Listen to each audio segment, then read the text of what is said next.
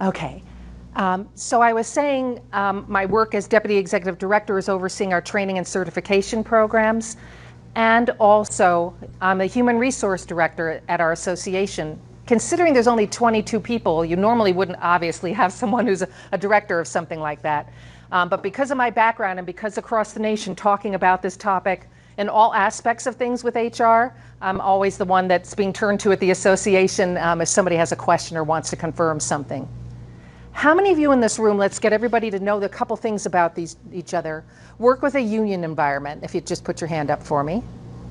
Okay, about half of you. And then how many of you have a quote, something you would define as a human resources, employee relations, a department, people who are in positions working in that area? Okay, most of you. I will also address many of you in small agencies that I know might have a payroll person perhaps who does multiple things, but that's not their main responsibility of what they do. They wear many hats perhaps. So I'm going to be realistic in terms of how it looks from both perspectives. And I think that's important no matter how small or how large you are. When we're looking at the work that you're doing and what it means when we're trying to recruit and go about looking at our work that we're going to do and takeaways, I know you're going to have takeaways. Please look at what I've outlined here if you're taking notes in any way. It says implementation plan. We're going to discuss something where you're going to say there's some kind of task, something that we've discussed and outlined where I believe I need to take action on that. And this plan then says an action item. So you might say the task is, I don't know, it's something where you're going to review your job description again. It's been a while since you've looked at it. There's some things I've gone over about maybe how you structure your job description that might be different than what you're doing today that you think, I'd like to consider it. I'm going to go look at that. And then the person assigned to look at it, the start date and the end date, holding ourselves accountable, or your team that works on this accountable. Okay, so it's an implementation plan. This is something you're going to go back tomorrow or Monday, because tomorrow you still have your conference. Don't make them go back tomorrow, right? That you're going to say to yourself, okay, everyone, this is what I took away from these topics. And so you're going to have a recruitment task, and you're going to have the same look for the retention side when we're talking about that today as well. So I encourage you to look and use that kind of format because it's there, you're not losing track of it, it's not buried in your notes, let me find it, everybody hold on, I'll get back to you. Just it's lined up that way. So I encourage you to look at that and you can start jotting things down as you want to. So recruitment or retention tasks, action items we're going to take, and who's going to be assigned, it's your whole team, it's certain people within it, start date, end date, okay? So, keeping this in mind, we're getting into the key thing that when I asked some of you, what's your biggest recruitment challenges before we started this class? I heard something you're probably all in this room are going to say. The challenges of salary and where we have in terms of what we're offering out to the community for our positions. And I want you to see something that you probably thought, why is Caryn this whole time going to use the term driver, driver, driver, and not operator? The reason I'm going to say when you're reaching out to have someone come to work for you is, sorry, nobody understands operator. They make all kinds of assumptions of what that means. Is that rail? Is that, I don't know, operator? The general public does not know what operator means. They don't know what ADA means. If you're using those terms to try to promote positions that you have, and you're using any acronym that's known within transit, but that's not usually who's applying to your positions. That's the ideal people, if I don't have some bad habits that I brought along with me. But that's not who the general public. So you're going to see that internally you can still have your job descriptions and all the things you do within your organization using operator. How did I learn this? On behalf of our industry, every year I have an annual meeting with Indeed.com, their senior vice president of what they call imagining. I feel like I'm at Disney when I talk to that person. What they shared with me is the largest aggregator job board in the world is Indeed.com. What Indeed does is, if you're paying for an ad with them, you're providing them with information and working with someone who's assigned to you to help you with your job posting and getting people to reply and all that. However, if you don't pay for something Every time you put something out on your website or anything in the public domain, Indeed staff is going through and they are pulling what you've put out there and they're just throwing it up on Indeed wherever they want to. I've known people, because being in DC, you know, people not in a bad way, but who work for the federal government, and I know someone who's a recruiter, and I asked them, they had a top secret position that they did not want it going out to the world, that they wanted it within this structured lane. I said, go look at Indeed right now. I bet you it's up there. When did you post it? Well, Caryn, I told you I didn't post it. I said, go look and you're going to see it up there. And there it was. Oh, he was angry. He was really angry. I said, somehow things get pushed nowadays. You can't hold back what goes out in the world. So you want to control the messaging, is Indeed's point. And when you're paying for something, you're controlling part of that messaging, as we know, rather than someone just grabbing it for free and throwing it up there. So any position that you have open is already going up there. They have tens of thousands of people. That's their full-time responsibility to do that and throw it up there. They hate it being called a job board, by the way. We're more than that, Caryn. I said, I know, but you're a job board. So when we're looking at driver and using that term going out to the public so they respond and see it, how many of you feel really comfortable with Indeed or social media, if, you know, you or someone on your team that you feel they're comfortable with using this to the best of the ability of that product? Okay, I'm kind of in a way not surprised. That's usually what I see. But we're going to control this messaging. Remember, I said we want to be the ones to get people to see what we're doing. So before we get into details of salary and benefits, the key part is that I've learned from this Indeed every time they do an analysis is, they said, most people are searching by words, Caryn. They're not searching the old school classified ads and looking for titles to see what's available. Especially when people look at me puzzled and say, those millennials, shaking head in a no. I'm like, yeah, what about them? Well, the ideas, the thoughts, what they want to do, this and that. I said, well, whatever it is you're feeling, I said, the key thing to know is someone looking to work for you is looking for certain words that relate to how they would like to be working at an organization.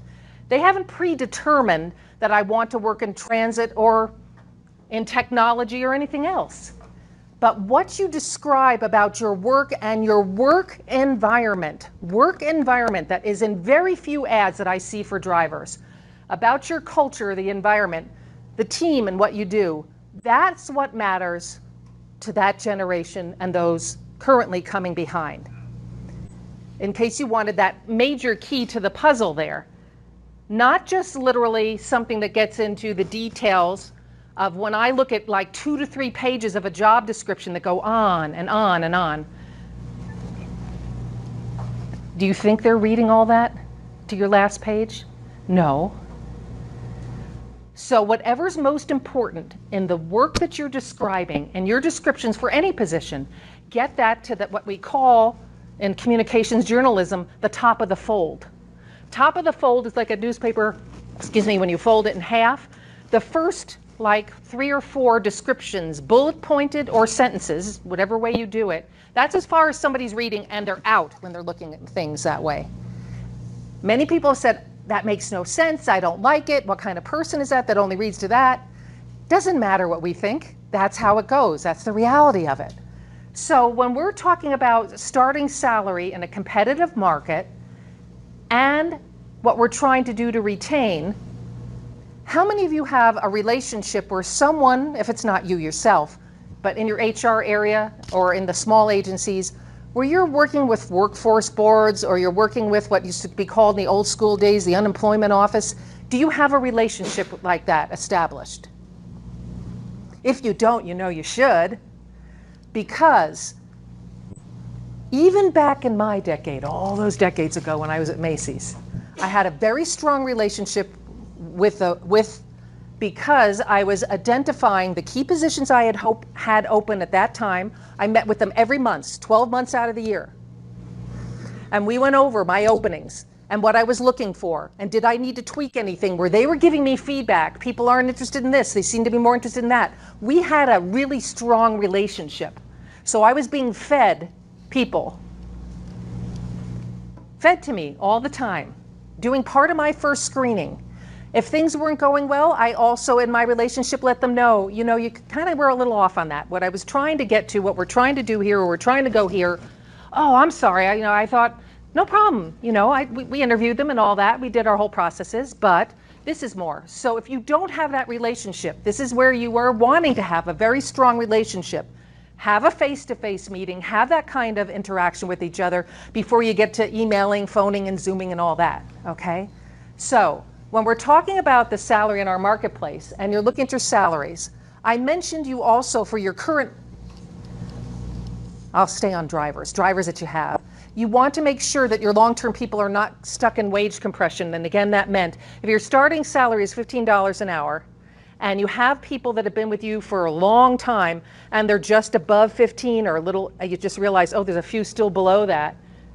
How do you think that makes you feel if you've been a long-term person and you're just barely above where the new people coming in are? So you want to have, if you have an HR department, do an analysis. Every HR department, is my belief, should be a member of the national association called the Society for Human Resource Management, SHRM. If they don't know how to do a wage analysis but don't want to admit it to you, cover my eyes, they say, I don't want to say, I don't know how to do that. Just go to SHRM, you know, go in their search engine, put wage analysis, wage compression. It'll come up with a chart and how they do all that and everything. So every HR department, it's my belief, should have one person who's a member of that society. They have a local state, they have local chapters, state chapters, and the national. And they're the best resource for HR people, bar none. So we want to make sure our long-term people have pays adjusted as need to. Oh my God, how much money are we talking, Caryn? I might have a lot of people. I know, but we have to do the right, we want to do the right thing in terms of those people who've been dedicated to us who slipped below that because we suddenly, during coming out of COVID, had to do this big boost that none of us anticipated. It's not our fault, it's not anybody's fault, it's just the reality of what's going on. So don't miss those people is what my point is. So right now, I put also in terms of your starting salaries, and knowing that even the increase for those of you who are getting 5310, 5311, all these wonderful numbers, funding, and that money is meant to go to also support the amount of increases you're having to pay. What I often hear, maybe some of you are thinking this right now, is how often am I going to have to do this? Am I going to have to be doing lots of other analysis and bump ups all the time? Do you think we're bottoming out now? You know what I'm going to say, what you're probably saying, which is, it's hard to know, isn't it? We wish we could definitively say, okay, you know, we're at this high level and we're moving on and we're not, it's hard to know how your competition will go. So you want to reach out to your county government. What are they seeing? You know, keep it really, really, really local in terms of what's going on across the market, because nobody can figure out every single employer in that agency. But they do those analysis all the time. Think of those economic development agencies that you all have that are trying to bring employers in. You know, they do all this analysis across the board instead of you doing the legwork, and they can support you with that information. So reach out to your economic development folks and see what they are analyzing and what they're seeing trends coming forward to get as realistic as you can within your area. Now, I noted something here about cafeteria benefits. And what does that mean? What are you saying in that, Caryn?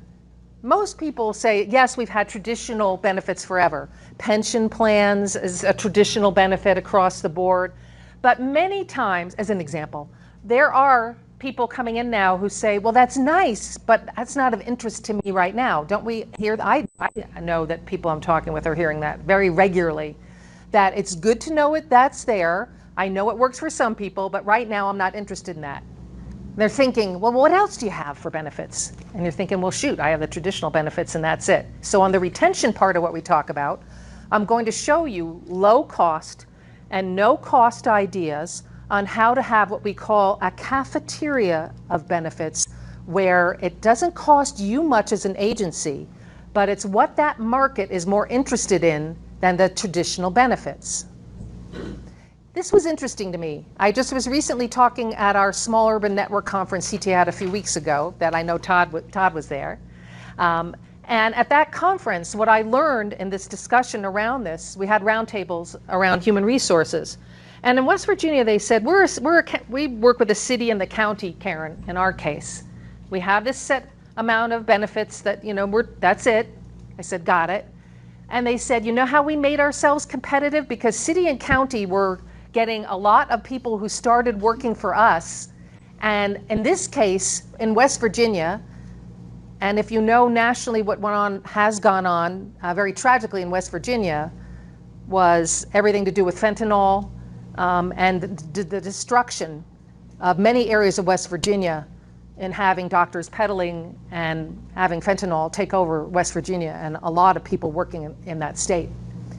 So those who are working and coming to work, they said what we did in our city county was we have the 401k plan, some of you nonprofits 403b, and you're allowed to take a loan on that plan.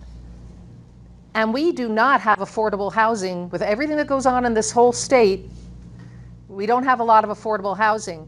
So what we market when we're interviewing people, if we really like them, is we say, you have an ability when you enter that plan and we do a match of X% to take that money, take out a loan and have a down payment on a house. Think of that. Does anybody else give you that option for what they're offering for benefits? No. And that's how they got their leg up, they told me, and they have practically no openings now at their agency. Because someone thought of that, and boom, for that market, that matters. So we're always trying to figure out in our market, what matters? What am I hearing when I'm interviewing people? What are they looking for? Can we do it? And we'll talk about that in a little bit. So it's called, usually the term on HR people is a cafeteria plan. We have a selection and picking and choosing. And if it's no cost, who wouldn't love that, or practically low cost, and yet that is what people who are not interested in traditional plans like to have other options. So we'll be coming up to that. Your website. So here we are back to using social platforms. I bring up Indeed only because it's the largest and I've had a lot of conversations with them, but certainly many of you might say, we like to use Facebook, we use Twitter, we use whatever you're using. This all, adjusts to whatever you want to talk about there. So I said forward-facing the word driver, if you would really, really have a discussion around that and not use operator. Again, this came from the Indeed VP that I've met with the last couple of years. To let you know, how many of you work with Indeed now? Not good enough. You can tell I'm going to say that. Not good enough. The reason is our transit drivers, 85% of people who are working in transit agencies that have been hired in the last 3 years came through Indeed.com. You are missing out big time. So, okay, I acknowledge that. You've said enough, Caryn, to get me to kind of go along with that. You then have the free option, like I said, and you might want to test that out in the beginning till you get used to using Indeed. I encourage you to do that. You don't have to start paying yet for it. I'm not saying that. And just having your job posted up there. The other key thing is, if you're going to be paying money, just like you have a budget, does everybody in this room have an advertising budget of some type? In some way? If you don't, this is where you're going to need to have an investment made here, because you're going to want to prove to those who say, I don't know why we're going this way. You're going to keep track of that and show, as a result of doing this is, of course, this more than makes up for it. So in either case, when we're talking about your website and working with social media and the platforms, if you're paying for it, this is what you get with Indeed when you pay for it. Most people say, doesn't that move my ad like way up if people are looking for advertising? It does somewhat. It should, and it does when you're paying for something. But the key thing you want to take away here is we have to be authentic, and we want to be authentic in showing what the work that a driver does in their responsibilities. That's the first question would come to my mind if I was applying. So what exactly am I doing? Who am I transporting, right? All those common things. So I encourage you to think of something that's very low budget if you're not large enough and fortunate enough to have a communication/marketing and all these very reasonable capabilities, but maybe some of you don't have that. You could take, if you have an iPhone or any phone that does a video recording, And you want to show a driver, one of your drivers, more than one actually, and at the end of their workday, start of their workday, doesn't matter, show a variety of scenarios where you're going to take your phone and say, okay, Caryn, I've selected, I would love to have you be a part of our showing the world of a driver, let's say. Okay, what does that mean? Well, I'm going to ask you a few questions. You're going to see them ahead of time. I'm not going to surprise you. Going to get comfortable talking it through. I should be sitting in my vehicle, having the door open, showing that vehicle before I say, hi, Caryn, you just came at the end of a day of bringing people around in our community. Yeah, I did. I went to a senior center. I did this, I did that. I'm just, this is what I did today. So how was your day? And this is where you get authentic. Nothing's 100% perfect in our world ever. How many times your dispatcher's talking to drivers all the time of things going on, right? So what you're going to do is, and ask me how was your day, I'm going to say, it started out really well. I did this and that, whatever I describe. And then say, but then for a moment we got a little bit behind. Sometimes that happens. And so, but we got back on track. We got everybody where they needed to go. Some version of that, right? You get the idea. But you've hit your record button and it's authentically. So it doesn't have to be a Hollywood production. It doesn't have to look perfect. The lighting doesn't have to be all this and that. I mean, it's great if you can get it to look like that, but it doesn't have to. But authentically, this is what Indeed said at the top of that position you're advertising for. They said, if you can, instead of, you're not going to use ADA, you're not going to use paratransit, that nobody understands what those words are, but instead, in using driver, the open rate, the click rate, that's what you and everybody needs to have, is people looking authentically at our information. So when it comes to the click rate and opening it, you ask Indeed when you're paying the money, what was my opening rate? And how far did they go into looking at my information? They know all that. They're not going to volunteer it to you. I'm paying them. Why aren't they? I'm sorry, I've learned you have to ask. I also had to place an ad for CTAA. Same thing. I knew all the things to ask them, so they're like, oh, okay, I'll tell you that, and I'll tell you, it doesn't seem right to me that you have to ask all these questions, but you do. So I asked them, how many were looked at? And then you want to know for applications, because your application is right at the top of that ad. Not to find it down here. It's up here. Also up here is that authentic video. What do people who love social media want to see? A video. They want to see something. They're not looking for all the words. So you're going to have at the top, before any other words, the video showing authentically the day in the life of a driver. Show the diversity of your workforce. And rotate that ad around. I'm supposed to have time for that too? I already did one video of someone, Caryn. Yeah, do a few of them. Get a few of them up there. Show that diversity. That particular audience is not wanting to see the same thing over and over and over again. Different looks, different things to grab attention. This is a lot of work. I got to tell you, Caryn, a lot of work here. It's going to be worth it, you all know, if you have your positions get filled, right? And people are looking and their eyeballs are on it and they're forwarding it to somebody else. Is your ability to have someone apply to your job something they can do through their phone? Have you tested that out? Because 9 out of 10 people are filling out an application online, so you should have your own mobile app. What? Most of you actually probably do have them. Maybe you are aware of it and you totally know that, and maybe not. You want to control when someone's opening up your mobile app where it comes up with your logo, it could link somebody to a quick video, whatever you want to do. This isn't as hard as it sounds for those who don't have currently a department, an area for someone to do this. It's very low tech. Maybe you want to reach out to your local university or college and say, do you have a student who's good at this? Do they need to have an internship where we're going to have them create a mobile app for us? We're going to have them do a couple videos for us. How about that? High school. High school kids know how to do this. You don't need college level people for some of these things. If you said to your high school as a transit agency, you're looking to do this, this, and this, I guarantee you they'd go, we're on it.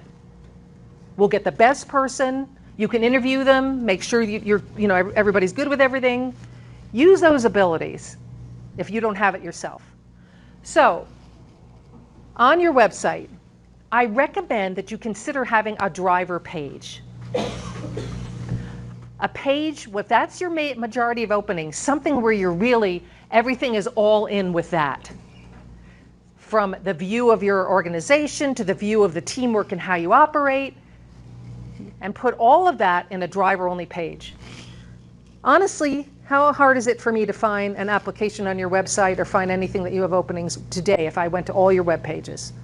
Would that be front and forward and obvious to me? Probably most people would say, perhaps not. So even if your webmaster, I know that's the term they love, is someone, I have the website set the way I want it, I don't want to change the structure, we have to have a conversation. You know how many openings we have. You're part of the team on this. Yes, I do. We got to get this really out there, announcing we're looking, we're hiring, we're hiring. So when you have a driver's webpage, which I recommend, you wouldn't know this, I didn't know this either, but it used to be if someone was looking to fill out an application that you will have now ready and easy to click on and for me to complete, people used to be willing to take 5 minutes or so to complete that application. They hoped it would be, 5 minutes doesn't sound like much to us, but when people are clicking out and filling out all these forms, it does to them, before they would bail and leave. Here's some bad news, and it is bad news. Now it's dropped down to 3 minutes, is what their analysis when I talked Indeed just from 2 years ago. 3 minutes, much more than that, people are leaving that application. And all they're hovering and looking at what people are looking at, they find that that person never comes back again to look at your agency for any reason at all. You get a one and done capture. All these things that don't sound, this can't be or this isn't reasonable, is authenticated by what they see and they do. And when I meet with them every year, they go and do this whole review again for me.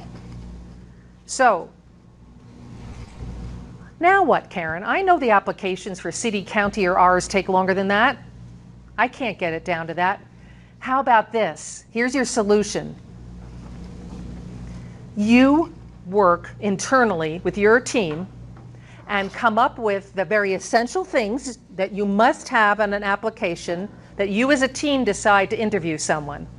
You determine what those key things are and you create a short application.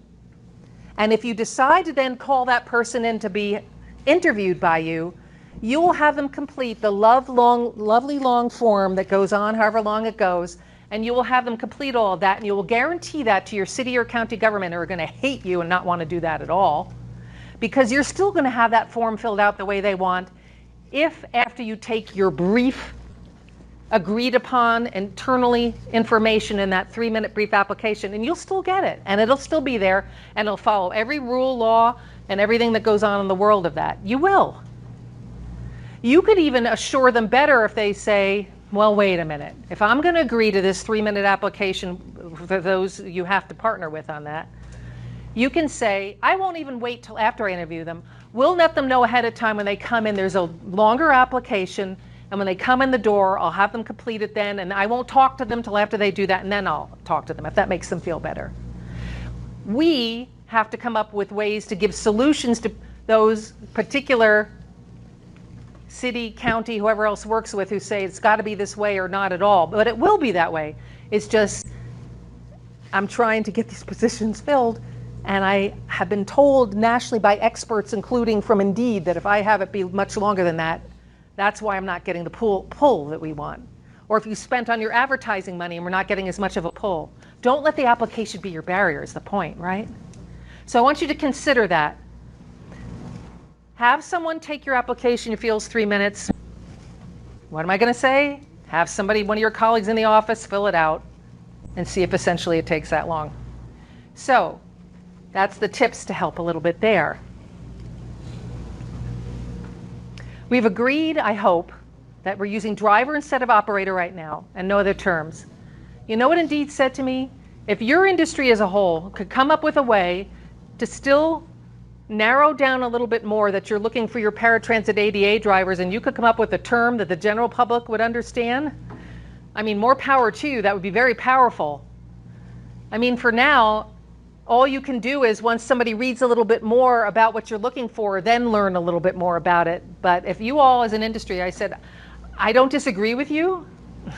I don't. But that's the challenge they threw out to me, saying if you could do that, I think that would help you all a lot. So, how many of you have an employee referral program? Okay, about half of you do. Anyone want to share with us, does it work for you? Is it successful? What has been is there value you feel to having an employee referral program?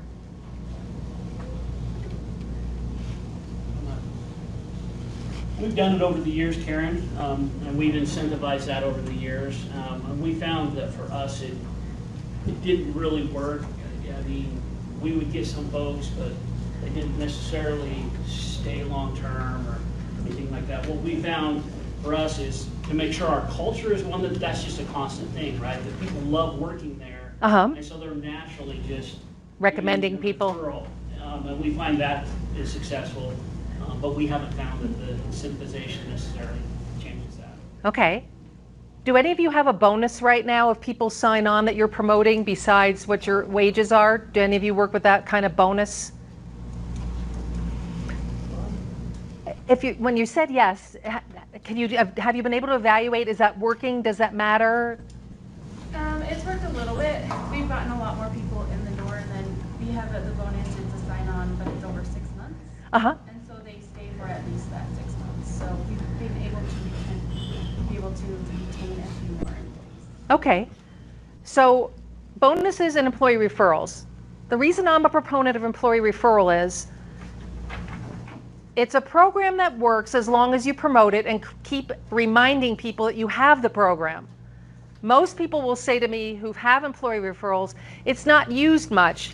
And I'll say, is 100% of everyone in your agency aware you have an employee referral program right now? You know, they honestly, well, probably not. I said, so if you are having an employee referral program, is that amount of money enough of an incentive? I don't know, $250, $500, whatever your bonus amount is, you know, something like that. And when you are having someone who referred someone, it usually connects with your probation period, which makes sense at least to that. Whatever your probation period is, whether it's 3 months, 6 months, you know, however your probation period is, saying that person must be here that long. And I'm going to really throw you for a loop that if you have an employee referral program or considering it, most employee referral programs are going to the person who, of course, referred the person, your current employee. Do you want to have something that also equally goes to the person who stayed? It's a version of a bonus, in other words. Maybe you want to consider that. Maybe you want to discuss that amongst your team, the HR people. The reason I believe in it is I had a very successful one, so it's easy to say I like it so much, right? But at that time, it was a lot of money when it was $250. Again, this is many decades ago. That was a big, big referral amount, you know. And our store was on a peninsula, so the only people who worked for us lived on that peninsula. Nobody traveled to the peninsula to get there. It was a very limited job market. I had to do a lot of things to try to get people to come to us.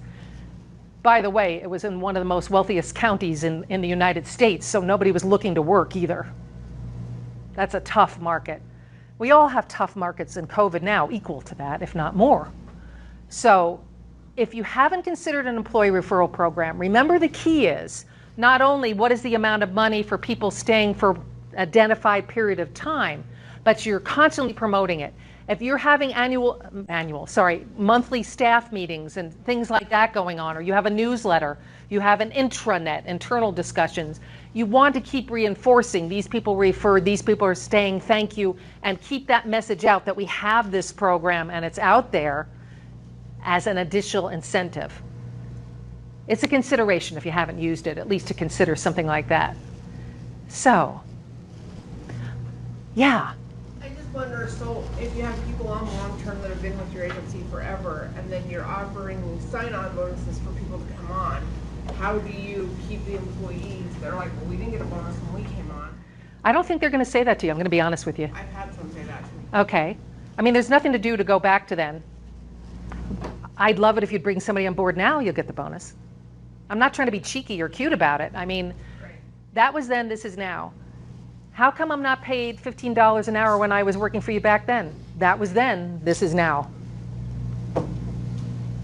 I mean, there's nowhere else to go with it. But we'd love you to bring on board people, as always, if you could. You like working here, we want you working here. There isn't any other answer I think you can go with that, unfortunately.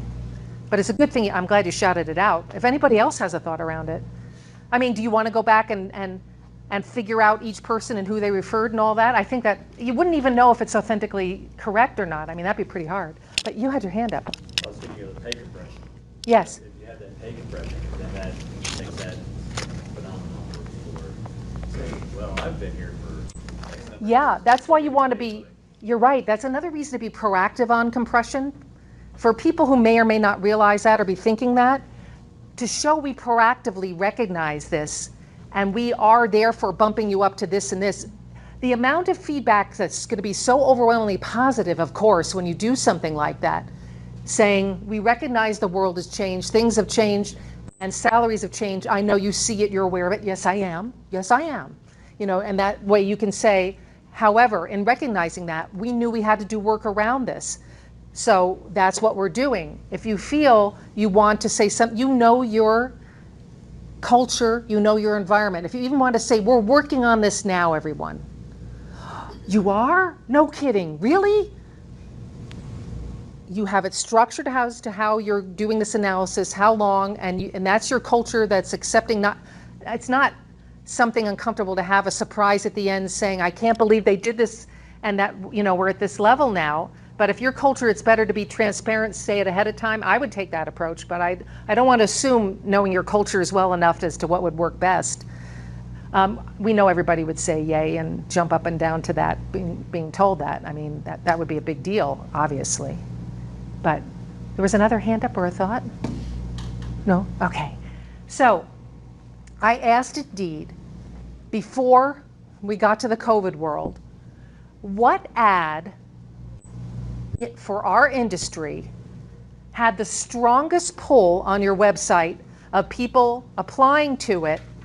Can you figure that out from your clicks and the looks and all the things you see? And share that ad with me so I can see what it is that was being communicated by that agency.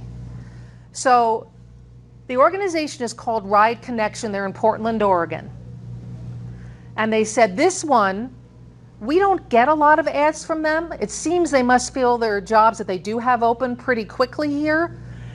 And in Portland, Oregon, their competition is the tech industry in the biggest ways. They've got Google, they've got headquarters, they've got surrounding them within their region, the Googles, and I mean, on and on and on, they said. So we got all this high level competition here. So what they determine when you're reading that, and I'll give you a moment to read it, is, remember I said how Indeed told us people are not solely looking based on a job title like classified ads like people did for decades and decades. They were doing word searches and they saw people were putting in their search engines, believe it or not, things about the heart of something, the center of something. And so they bolded the words for me. I said, what words were people looking for when they were searching that then they found in this ad? Now, when you work with any social media platform that's a job board, the other thing is, and I did this myself to tell you authentically how it worked. I created this description for this new opening that CTAA had created, never had the position before. And in putting it together, the best of my ability, I don't assume I'm perfection either in terms of what I was doing. So after that, my contact person, I shared it with them. And based on what they were seeing of trends, what people were looking for, I moved things around. I moved some things up and moved some things down. And you can change this ad as much as you want to. It's not a one and done. You're paying the money. So if they begin, I said, what I expect from you is, I want to have, I'm leaving this ad up for 2 weeks, that's it, I said. And during those 2 weeks, I might be talking with you daily. You should be reaching out to me every day and letting me know who's looking at what, who's opening it, who's doing all this. It was a hard time. Not a lot of applications were coming during the COVID time. And by tweaking and working with this and massaging it every day and moving this around, I had 350 applications within 3 days. I mean, it blew me out of the water. I did not expect that. It's such a unique, very distinct position that we were putting out there that I didn't see it coming that way. I said, is this common?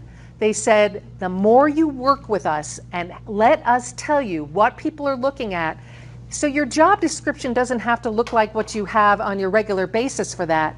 You have to do it within the medium that you're putting it into.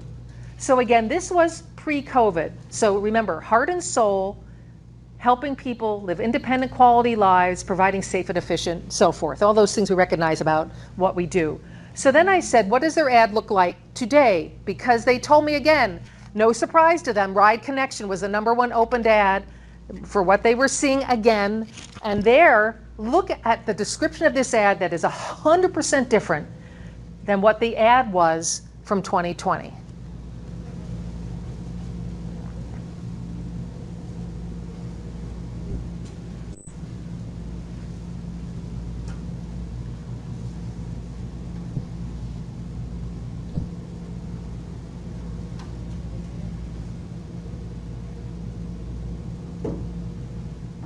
Notice how they're having them apply. They learned that people were applying to them more by email. The other ad didn't have an email address in that. That's different. But the key things are the words. I do know Ride Connection very well. Just retired from our board of directors and past president of CTAA, Elaine Wells. She and I spent a lot of time talking about this on behalf of these discussions. And she said, authentically, our culture is one that has worked very hard in terms of diversity and inclusion. Not just the words, but we actually work. We have different committees that work on this. We're discussing it all the time. These aren't just words here. This is our culture, and we feel confident in describing it this way.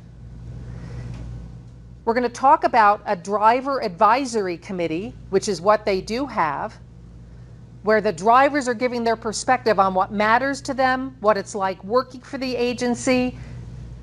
And you know, nowadays, we are not the ones we know in the driver's seat of who decides to work for us, are we, unfortunately? Instead, anybody you brought in as a driver, they're making the choice whether they want to stay, right? They're making the choice. It's not in our control anymore. Our offering this position, saying this is what it leads to, they all know that. But in this case, what we're learning from something like this is the key words are totally different. The other one was heart and soul, safe transportation that I was mentioning just a moment ago, and keywords around that. Diversity, inclusion, our culture, empowering, collaborative, good work-life balance. Haven't we all been hearing that going on in anything that's being discussed nowadays? It is. Even if you're not a rabid fanatic like I am about HR things and what's going on in the culture, hopefully your HR people working for you are, we should be. And in looking at that, the key thing was they said we have to walk the walk. If I put all that up there and interview people, obviously they're going to all leave us if we don't, if that's not how we are, or what we're not always striving and working authentically to do, because nothing's perfect. So in this case, I said, so how are your ads and openings? They said, we're closed again. We have a waiting list. We have a waiting list of people wanting to work for us, just as they did in 2020. Waiting list. Whether they're available by the time they're ready to hire people, I said, I'm sure sometimes they're not. Probably 3/4 of them have already been working somewhere else, but they said, but people keep checking back with us that are on that list. We tell them they're going on our waiting list, that we will be getting back with them if we do have an opening, that you don't have to assume I have to go back and do the whole thing all over again, blah, blah, blah, blah. Some people, they even interview them, even though they know they don't have an opening then, just to get that all done. So when they're ready, they can just catch up with them real quick, go over some of the things they need to, and then they're in, moving along. So the key thing is ads don't look like they used to anymore, do they, for many of us? They don't. Emphasis is different. Who knew people were searching by words, not just titles of positions? Again, there are many people still look by titles. I'm not dismissing that and saying it doesn't occur. It certainly does. But I don't want you to miss out on this way that people are looking as well. Any thoughts, questions, comments? Yeah. I wish that we could put that. Yeah, That sounds bad. I get that. Because, when we're looking at our drivers, the schedule that we have when they first start out is hard. Is that union or non-union environment? Union. There you go. There's going to be some hard conversations you're going to need to have with some unions, isn't there? With your unions. The reason I say this is, in Pennsylvania, just before COVID, I went there because that agency wasn't able to do pullout. I mean, it was a crisis, and they said, can you get someone out here like immediately? And I said, I'll come out. I can be there in 2 days. And they have a strong union environment, no surprise, in Pennsylvania either. So when I went there, they had already done a lot of the front work, and the reason they got the unions to agree to a lot of what they wanted to do was they're overseeing fixed route and paratransit, and they had been having for months, well before I got there, discussion that they pulled the trigger on just before I came about elevating their ADA paratransit rates up with the fixed route. They said, I got my board to finally agree to this. The unions were ecstatic. They wouldn't say no to something like a pay increase for that. And they said, she said, I'm sick and tired of saying there's differences, and I want people going between the different routes in some capacity, even if I only have a few drivers, that most still don't want to. I wanted that capability, that kind of flow, that opportunity to get more hours if you wanted it, and other things going on. And she said, and it wasn't easy, and it took a long time. And I said, lucky me, I came in just at the tail end of this, and then we got to do other things to get to, getting you where they needed to be. So I think the key part when you're in your union environment is things that have been the way they've been structured. Even when many of you I know are going to say, we have great relationships. I hear that many times with many people with their unions. This is not adversarial. This is not, some are, but most of them actually aren't at all. But who, if it were me and you were going to say to me, Caryn, you have a job as a driver, and that is the worst route that everybody knows, and it's considered like attrition, battle of attrition as to those of you who hang here that long with the worst of the worst, by gum, they're going to stay with us forever. That's a real incentive. Even unions know that's not. I mean, come on. That turn that you have, right? Even when one of your peers said to me, the worst route of the worst route, that I could not get us out of that. She said, I turned to the rest of the drivers and said, we have to stay with this partnership, and we cannot eliminate this route. We all agree, and they all agreed. All of them had done that route, of course, in their careers. And she said, I'm turning to you, I have no more solutions. We can't keep turning this and not having a driver anymore. What are we going to do? It's out of I really don't know what else to do. And they came up with a solution, and they decided and said, if you'll incentivize us with some extra pay for this route, we'll see how many drivers will agree to cover it. And this is how it could be handled from now on. And never put the new person in that route, you're right, ever again. And that's what they came up with. 4 years on running now, they've been doing that. It gave me chills, it amazed me how creative. She said, I finally turned it over to the people who are doing the work and know what that horrific route was. They owned it. I loved it. Who wouldn't love that? But it doesn't always go that way, I know. But I think some of these hard conversations, we're not having a choice, are we? And it's going to take some time. Am I going to get there all I want? Maybe. Maybe not. So I'm not dismissing how hard it's going to be at all. But you're right. When you know certain of those routes, nobody ever stays there. Or if they do, yeah, it was the worst sort of way of saying our agency and who we are and what we stand for, that's how you got to start here with us. Pretty brutal. We all know it. So if this were my ad, if this were your ad or your version of your ad, remember what I said, the last conclusion thoughts around that of using social media is, I would have at the top my link to the authentic look. I'd have my short application linked up there. And I would have it at the very top. And look, that's above the fold in a newspaper. If you fold a newspaper literally in half, that's the above the fold part, the key things you wanted them to see. You can put your link to your job description, right? I mean, you can put all those other things you want there. Of course you will, if that's how you want to do that. Please use it that way. So, have any of you thought of working about advertising to do targeted ads to specific audiences that you, in interviewing people and who works for you, if you're fortunate enough to be in a certain area where you have a strong amount of veterans, or you have a lot of first responders in your community. Another state for first responders works with their local fire departments that surround them. And when people's bodies physically cannot do what they are, going up and down ladders with the weight and all that in the fire departments, but they're still physically able to do and relate to, they found their fire departments relate very much to the community that they're serving with their ADA service. And so they have retirement ceremonies whenever those are being held. And the transit agency is always there at the retirement ceremonies. And they set up a table, and many people walk from that ceremony and come over and say, I want to talk about working with you. And they know and understand everything that's involved in transporting people with special needs and all of that. I mean, that's the whole world they know. So consider your first responder communities and reaching out to them, especially on the fire side where they work with fire and ambulances and all that world. And they have this, and this has been in the pipeline for 15 years. They've been doing this.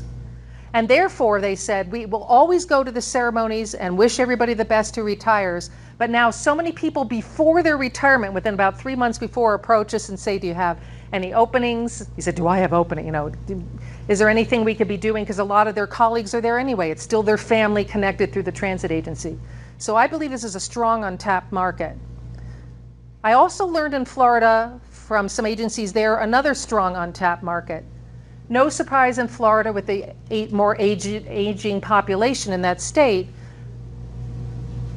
with the CNAs, with the certified nurses that are certified there, their hours are, they learn the night before what they're working the next day, whose homes they're going to go to do welfare checks, for example, or any of that kind of work.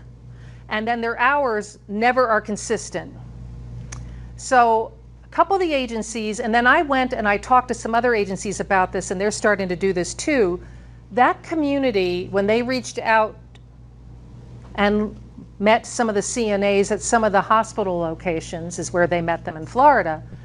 They're so used to helping people with special needs, and they're used to the hours that are all the way our hours are, of all these different random kind of schedules and things that change for them every day.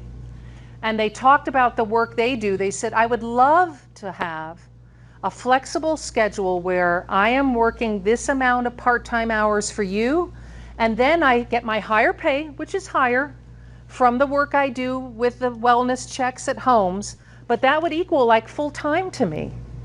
And that would be ideal for me. And so that's in Florida what several agencies are doing, working with CNAs, where they have that ability to fill their need of getting to more full-time, which they will not get as CNAs. It's not how that works, unfortunately, in most of that world, but understands that market. So I wanted to let you know that's another market. But how we advertise, if you have veterans or somebody's near a military base or things, there's ways that capture their attention more. When it comes to veterans in the military, if you have anybody on your staff who's a veteran, you ask them how to reach out to that market. They'll tell you where to go, where things are being looked at, and have them be the face of the way you're showing authentically. You know, hi, I'm, Caryn Souza, retired from the Army, and, so forth and so on. This is what I like, this is what we do. I still get this atmosphere of teamwork, and whatever they're going to say that's going to relate to that market. So remember people you've hired. So think of this. In this room, this is going to seem so obvious to you, how many of you have hired a new driver in the last 30 days? Not as many as we had hoped, right? If you need that, if you have an opening. I will say this, if I'm a driver who's passed your probation period, at that point, don't you want to say the following to me? Why did you decide you wanted to stay and continue to work here? What were the deciding things? Wouldn't you also want to say to me, when we were interviewing you, are there certain questions we should have asked you that we didn't, that would have made you more authentically understand the work that we're doing, who we are? Wouldn't you also want to say to me, Your opinion really is important to us and it matters. So I'd also like to know, is there anything in this training program that we should have spent a little more time on? Something that you learned about afterwards that we should have been covering? When's the last time we looked at our new hire training program and had some feedback of recent people who've attended it? Not just my trainer perspective as the trainer and all those critical things we agree, but is there something else we should be including now? Maybe that something else is this. Maybe you make sure that the transit agency director stops by at that class and they put a name to a face and they talk a little bit about what it means to work for this agency, the work that you're doing, your importance as a new person working here in our work. Maybe it means featuring a few people that way if you don't currently do that. And you can coach me if I'm not someone who likes speaking in public that way, if I'm a little uncomfortable, and you can say, it's not much, but it's proven to us it matters that they get to know who this person is over here or who that person is. If you have a structure in your organization where you have drivers who've moved up to be lead drivers or frontline supervisors in your organization, that they're authentically talking about that and how we're here to support you. You know, anything like that, authentic, realistically, what's this experience like? And from their perspective and being new, are we missing something? Are we not capturing something that would be easy for us to include in this? So I think you should consider that as well, and targeting your ads. So advertising, every time taking that mobile phone and showing something about that audience and using words and language that they understand. And having someone who's from that particular generation or whatever, giving you the feedback that you want to have. So, one of your peers, question. It was me. Thank you. I just wanted to add an example, I think that Oh, will good. into this with the social media. Also in our Sun conference last month, we heard from Morgantown, West Virginia, that they are advertising their positions on social media, and the targeting ads, they have geo-fenced them around schoolyards and Amazon warehouses to get those drivers, and they will advertise the position with benefits that Amazon and the schools aren't offering them. So they've received a ton of applications just from that. So in a way, it's giving a slap back to the amount of times I've heard people saying they're being, in Vermont, they actually, Amazon stands outside their gate as the gate opens and they're paying incentives to Amazon drivers to talk to the transit agency drivers and bring them on board. That's how directly they're in their face of trying to get people there. Wow. Taylor is our communications director and will be joining us later when she's part of the presentation we have coming up. Thanks, Taylor. So, one of your peers decided to have their drivers do a wrap around some of their buses on key routes, and they featured their drivers. And this driver they took a one-sentence quote around what that driver said, just one sentence. They said, I didn't have much room for more than that. And then our website of how to reach us. QRL codes. Any of you use QRL codes? That's certainly what millennials and others are looking to do, where you're going to have someone create that code. If you don't have anybody in-house that knows how to do that, go to that college, university, high school folks and work on doing that. But you want to have an ability for someone to pop on that, right? Take their phone and scan it and see something currently that you're briefly featuring about what's going on when it comes to, we have driver openings or something in your agency, and trying to connect them to then wanting to reach out to you. We have to keep up with the technology and what people are using, or we're not going to have people responding to us. We're being left behind. So, in that agency, they wrapped their buses, had 5 different people show the diversity of their agency, had one quote from them. They said, for the longest time, they asked the drivers, they said, oh, people are definitely coming up saying, hi, I saw you in the bus out there, or they're their regular driver and they know them and they're on that route all the time. And they said the one thing they forgot to do was put applications on the bus. They said, even though we're doing everything by linking through different things, people were saying, sure, I'll take an application. And then they gave feedback back to the office saying, we need to have somewhere for you to put like some kind of way to put the applications on the bus so we can say, sure, you can get it right there. They also wanted business cards. In that community, there's a lot of businesses. Business cards. See, you and I might say I don't use business cards anymore, but in that community, they do. I mean, we have to tailor things to what they did.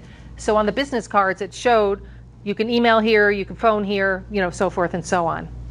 So that's the things where the drivers gave feedback saying, this is what we need. They asked us, can I have a business card that has some of this stuff on it? They asked us for the application, and they got all those. So when I asked the person at NYPTA in Arizona, the agency director, how that ad campaign was going, they said, well, 2 of the people don't work for us anymore. No surprise. I mean, people do come and go even though they're featured on our buses. I said, I hope you're not going to take down those wraps if you feel they still work. The general public doesn't know that. They have no idea.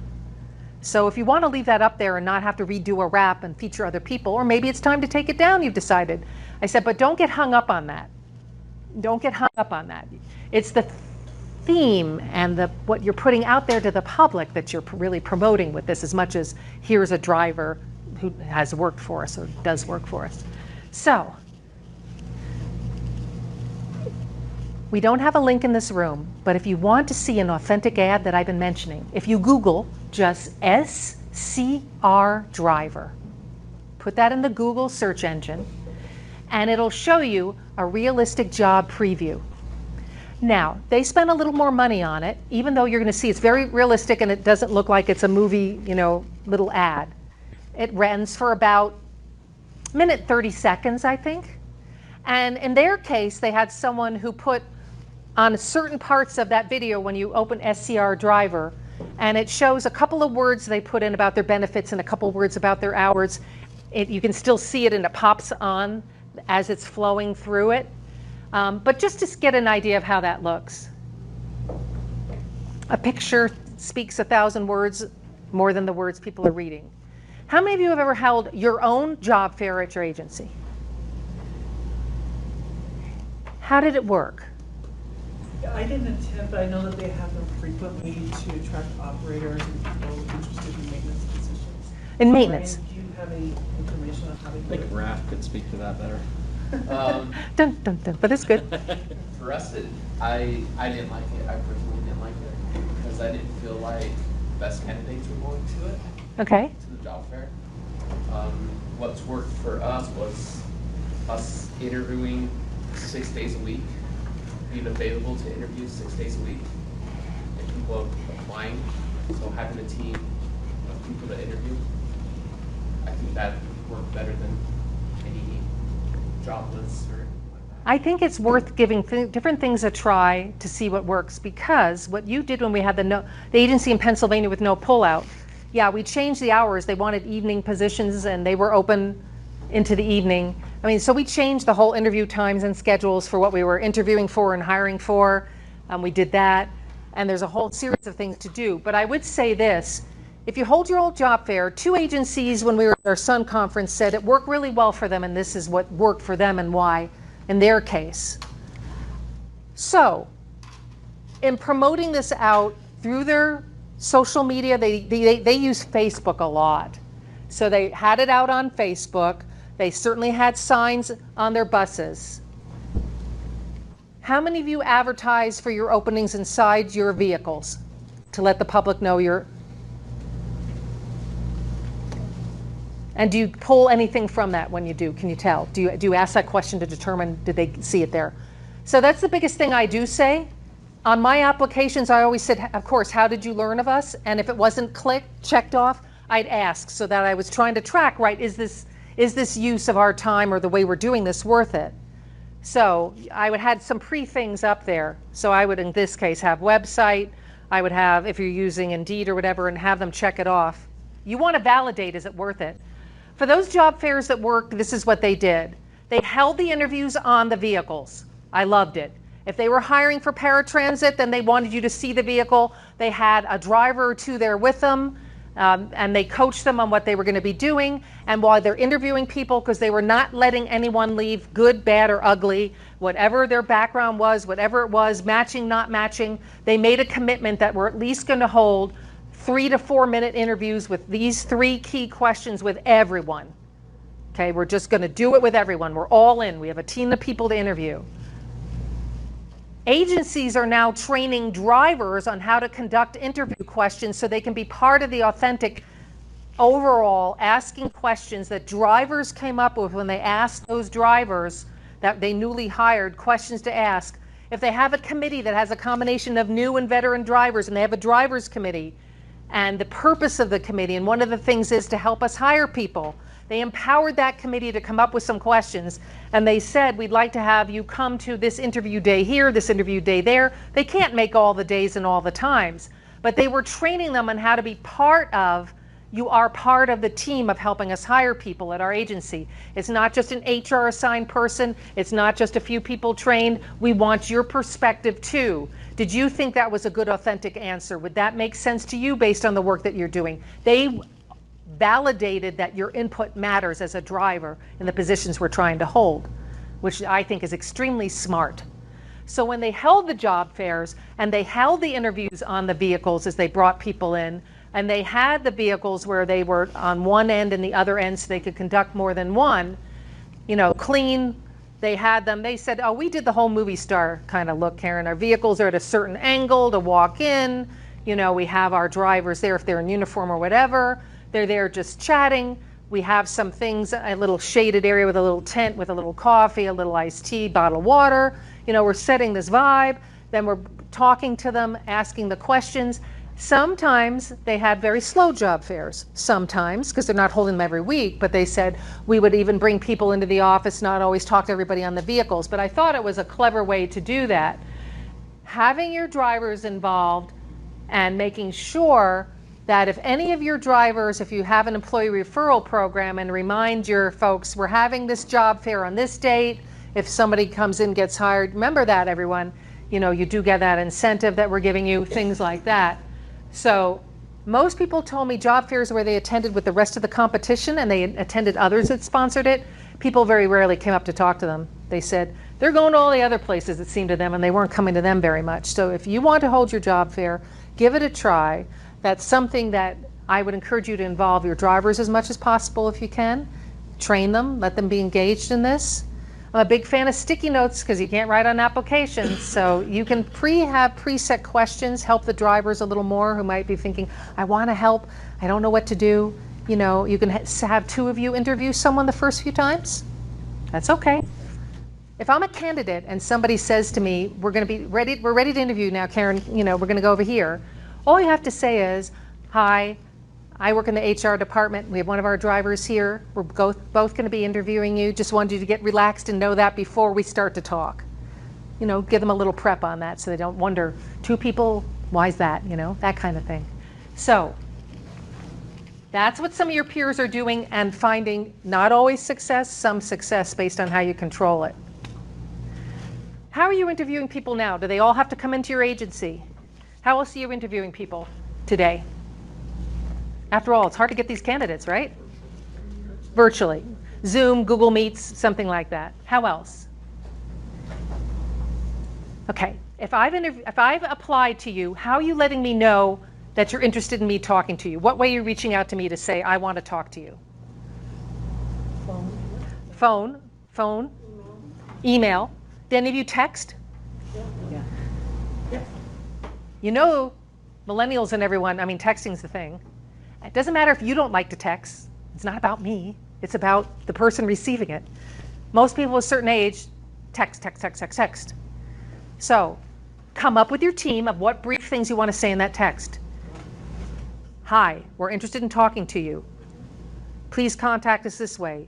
Please open a link to something here where it opens up to an interview schedule where I just see the openings on the schedule. How about that? And I just put my name in there, or whatever contact other things you want in there. And then you and your team look at it at the end of every day and see the next day. And I mean, so let's use all our technology. I bet you some of you found some people maybe didn't quite and weren't comfortable with using Zoom or Google Meets and how to open it, and they needed a little tech help themselves. Where I can't get the mute to unmute, I can't, you know, you gotta be ready for all those things that happen. I mean, that's just normal. We don't want to let the time go by, do we? I mean, if we've got someone we really want to talk to, we want to talk to them now. So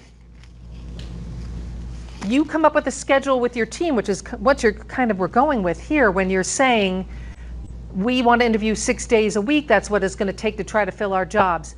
amongst your team, come up with a schedule where if you have people in certain positions that you know you want to develop their ability on how to interview and how your process works, go back when you're there on Monday and start identifying those people, and let's get them trained on what they need to do and how they need to do things and what their responsibilities are, and get those interview questions determined and go for it. Because the wider you can broaden the amount of people who can interview, it doesn't have to wait till a certain day for certain people to interview. We never want that barrier, do we?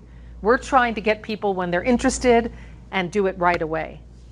Now, knowing that we're going through an interview process, now that we're involving the drivers and others giving us, and knowing that people are applying much more through cell phones, not just going through a link only on Indeed or going through a link on your website,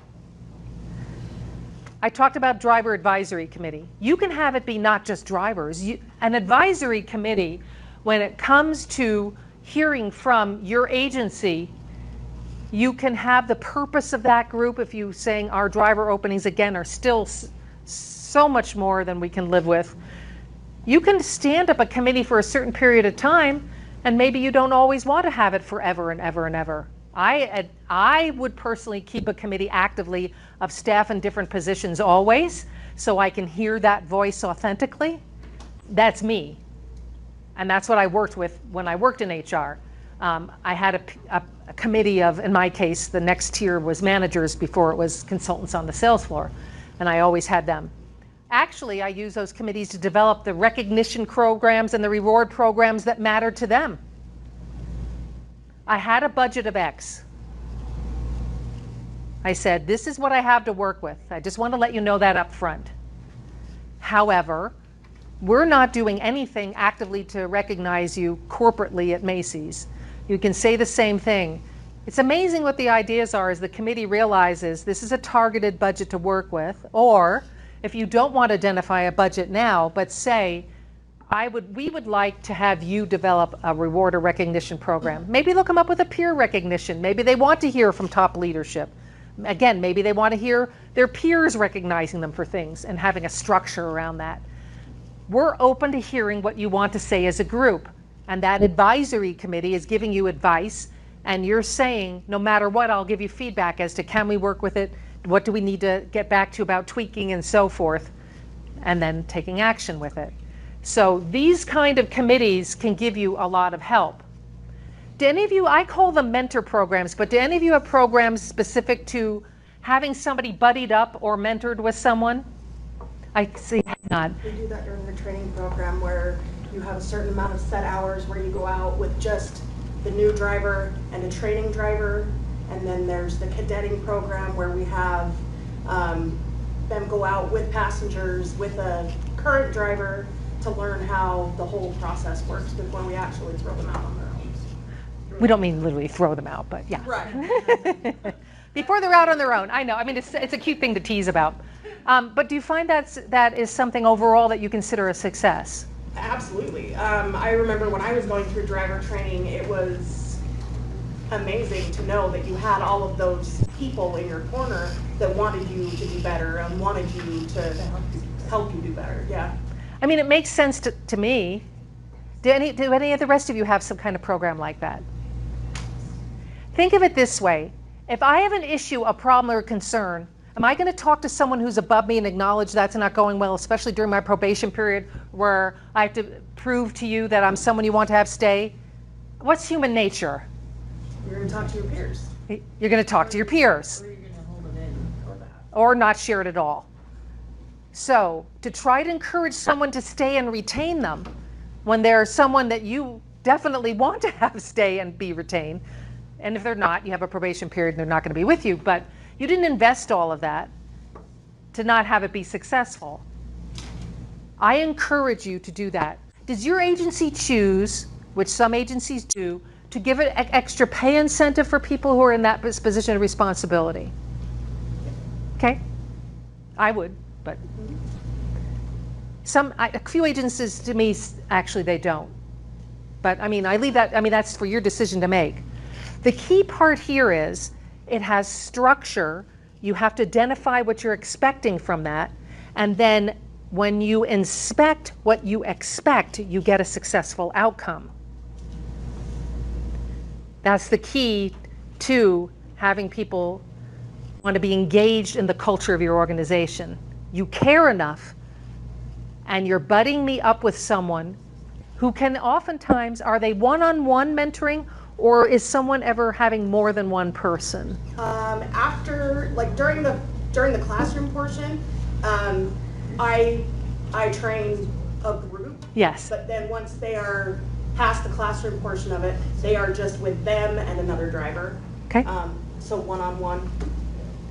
I mean, to me, I see a lot of value to that in terms of having a higher retention rate because of having a peer support person who the agency identified as being someone who's responsible and here to genuinely help you as a peer. So if you don't have that, the amount of agencies who tell me this works very well for them is worth your having a discussion, I feel, as one of those tasks to identify, to at least talk about. And you can change it to what you need as anything changes in terms of updating or new responsibilities or anything else you want from that. So again, it can be driver specific or if you want to broaden it from that. So for the moment, any thoughts, comments about some of the things we've been talking about with recruitment in my top 10 kind of tips? Thoughts? Nothing else? Okay, I hope this part has helped you think of a few things. And Todd, yeah. I was going to say, there were several things on there that you mentioned, and I'm like, the firefighters, the CNA, some of these things, I'd never thought about that before. I think I'm really excited to look at that. Good. I think we do need to look at new things, guys. I mean, the same old thing's not working. Look for veterans too. Veterans love helping veterans. Doesn't mean you don't. We know you don't have to have a base there or anything else. Just veterans are connected authentically in communities where veterans. I mean, that's nationally what we're talking about. Everything from concerns of mental health to just overall, circumstances of where people like to work. Because this is what I know, and having myself been for over 20 years someone who a spouse of a veteran is, they said, we always like training because that's our world. We're training all the time. Training doesn't throw us off. We don't feel like this is an interruption. If we're not training on something when we're not actively doing something, what's going on? We always trained. So that's a world we're used to. They often comment to me, I thought I'd be getting more training, quite frankly, in transit. I thought there'd be more, it's not remedial things, but more kind of things of my next level of development. Even in a small agency where we don't have a lot of tiers to move to next, to next, to next, they said we just want to feel like we're contributing, developing, a part of something. So when we talk about retention and some of these things, even the smallest agency that doesn't have levels to move up to, how are we encouraging someone in the development of their contributions and saying you have value by having some kind of programs where it's training and development of skills and capabilities? And that's what I often hear from veterans groups or veterans when they're talking to me about the work they do. Many veterans have come to lead transit agencies based on backgrounds that weren't specifically in transit, and they're hired to be in those positions. And they said it's, of course, a big change, obviously, for me, but I could step up to it because there's a lot of recognizable things that made sense to me. And that's why that's a group that isn't always, veterans respond well to veterans and having their authentic. So you should feature someone like that, perhaps, if you have someone in the organization to tap into that community, saying, believe it or not, I'm featured if you want to take a look at what I have to say about working here. Most veterans don't speak that way about themselves, but there would be something like that. So I'm glad some of those things seem to resonate. That's good. So we're going to move on. I'm going to close out of this and talk about what we want to do to recognize and retain as well.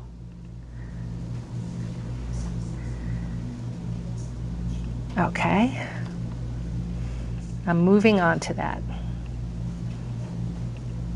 There we go. Slideshow. Okay. I'll let you read this. Everybody recognize these kind of challenges, no kidding, maybe more than one of them that are going on right now for us. I'll shout out a few. The hourly wages and what you're hearing about that. Sometimes generational differences. The requirement currently that's for entry-level CDL licenses. The background checks and so forth. So we're going to talk about some things structurally as well, believe it or not. Structurally meaning some things to try to support speeding up the process if you're trying to bring people on board. Because wouldn't all of you say if you had your ability to have any influence on it, it takes too long to get people into positions when I want to hire them? That I'm sometimes losing people? That I could tell they wanted to work for us? Certainly we offered them position because we wanted them to work for us, and they had to say, I'm sorry, but, or they ghosted you, they didn't even reply, which you assume then means they obviously are working somewhere else now. They don't even care to reply. Unfortunately, some of you have even had people in their first few days of training suddenly drop out, give you no notice, never come back. Some agencies have told me of that, assuming they accepted somewhere else and they moved on. Because at the end of the day, the key thing we all know is people who are looking to, whether they're currently working somewhere and looking for something else, or if they're newly coming back into the job market and what we hope will be a change of that, acceleration of that, I think at the end of all this thought about this, people need to have income. They want to be working and they don't want to wait X amount of time. How many of you decide to hire, if you want to hire someone while still other aspects are being completed in terms of background checks or licensing, hire someone on board into another position to get them on board so they're having some kind of salary or income until everything else is completed? Do any of you currently do that? How does that work for you? It's been great. So we interview, we hire, well, they go through the drug and alcohol, and then background check. They get hired maybe 3 days after on a program that we do early onboarding. All in for that. I mean, that's what we have to step up to. You have to have, I know, a discussion internally. It doesn't just happen because we want it to. There has to be an agreement of this, but that's what your peers are telling me they're doing as well. And all of us are in tough job markets, but some of them say, you don't know how bad it is here, Caryn. I have to get that person in here, or they will be long gone. And I don't just have somebody else I'm interviewing. I don't even have somebody else I'm interviewing to come up behind. That's how bad it is for us. So this takes a good amount of discussion. I think it's worth a discussion if you're finding these challenges are this major for you, as to how we all have to do things differently now, and we don't want to lose those good people. Because you're hiring people fundamentally to have the right attitude, aren't you? You can train me the skills. If I've never done anything to work with you, you're identifying certain attitudes that says to you, I'm willing to learn, willing to work, willing to come to an understanding of what's expected of me. That's why we have a probation and training period and all that. You're looking for the right attitude. I'm going to go back to your job description. What kind of attitude do you feel is critical to have in a driver? If anybody would mind shouting out, what attitudes you feel are important? Customer safety. Customer service, safety, attitudes. Friendly. Friendly, good. Positive, I like that. What else? Patient, that's a good one. Excited, yes. Someone that's willing to engage and give input and also receive input. I mean, they need to be willing to take feedback, but also if they have ideas that can help us improve, they need to be able to share that. Exactly. Is that in your job description anywhere if I look at it today? Do I know that that's important enough to you that that's what you're looking for? If it's not, that should be toward the top of the fold. Some way that you as your team and your agency identifies those attitudes to say they're very important in this position as a driver because I'm your front line. You cannot train attitude.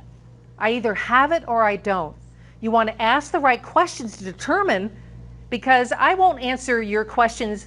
How many of you use situational questions describing a situation and how I'd respond when you're interviewing me? Do any of you use that? And sometimes I'll answer totally wrong, right? Some people you're like, oh my goodness, that would not be how we would be doing that at all. But if instead you heard me saying, I'm trying to problem solve, I'm trying to figure this out, I even might say to you, I don't really know this enough, but what I'm thinking right now is, again, it might be totally wrong, but you're still feeling my willingness, I'm interested, I think I do this. I guess I'd have to call the supervisor, you're thinking, good, they think they should. You know, again, you're going to train me what I need to do, obviously. But these are kind of attitudes where you're trying to figure out, even if I answer the situational thing where you're like, oh my gosh, that would be so unsafe and that wouldn't be right. You know, sometimes people are going to answer that way, but that shouldn't just have me not still being interviewed because that was totally, I didn't understand the environment at all. But all these other attitudes and ways I was responding to you had to say, okay, I think we can work with that. I'll ask some other questions around that. Sure. So when it comes to these challenges that I know agree all of us are all or some of these, I want to let you know studies have been done. I wish I could say they were more recent because it's now being done right now by TRB, Transportation Research Board. If you know that organization, funded by the FTA, and they do a lot of research. Unfortunately, these things tend to take years till they're done, and they only started it, they told me, because they asked us some questions, maybe about a year ago now. But a decade ago, for ADA paratransit operations, when they're talking about wages and compensation, the research did show, the report's about 350 pages, small type. If you do TRB and you do a search on their website and you ask about recruitment and retention, you'll see a report that's that old. But it does show that turnover is lowered 5% for every dollar increase in starting wages for ADA paratransit drivers. That's significant. Now, other things impacting retention we know can be the work shift hours and assignments. And interaction with dispatchers. Anybody find that that's a challenge for their drivers? Or vice versa? A couple of you said no. Usually I hear a lot of yeses, unfortunately.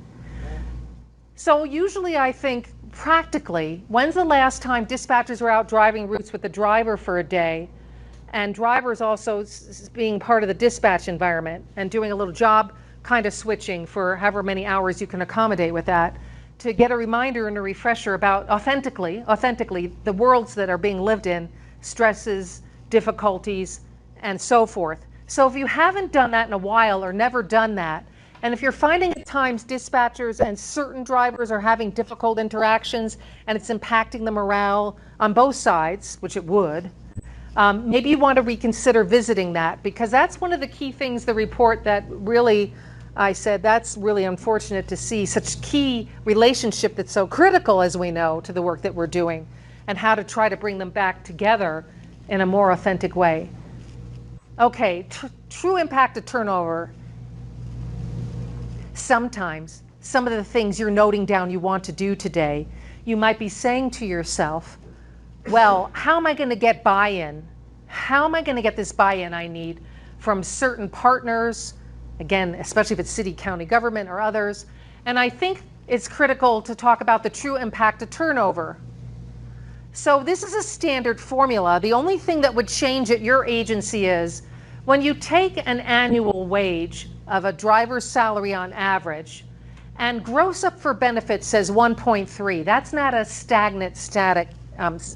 standard stagnant number, because your benefits for your agencies are all different of what you offer. Your HR department can tell you what the cost of benefits are. That's called gross up of the benefits for your agency.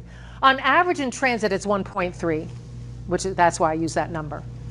And that multiplication gives you the total wages.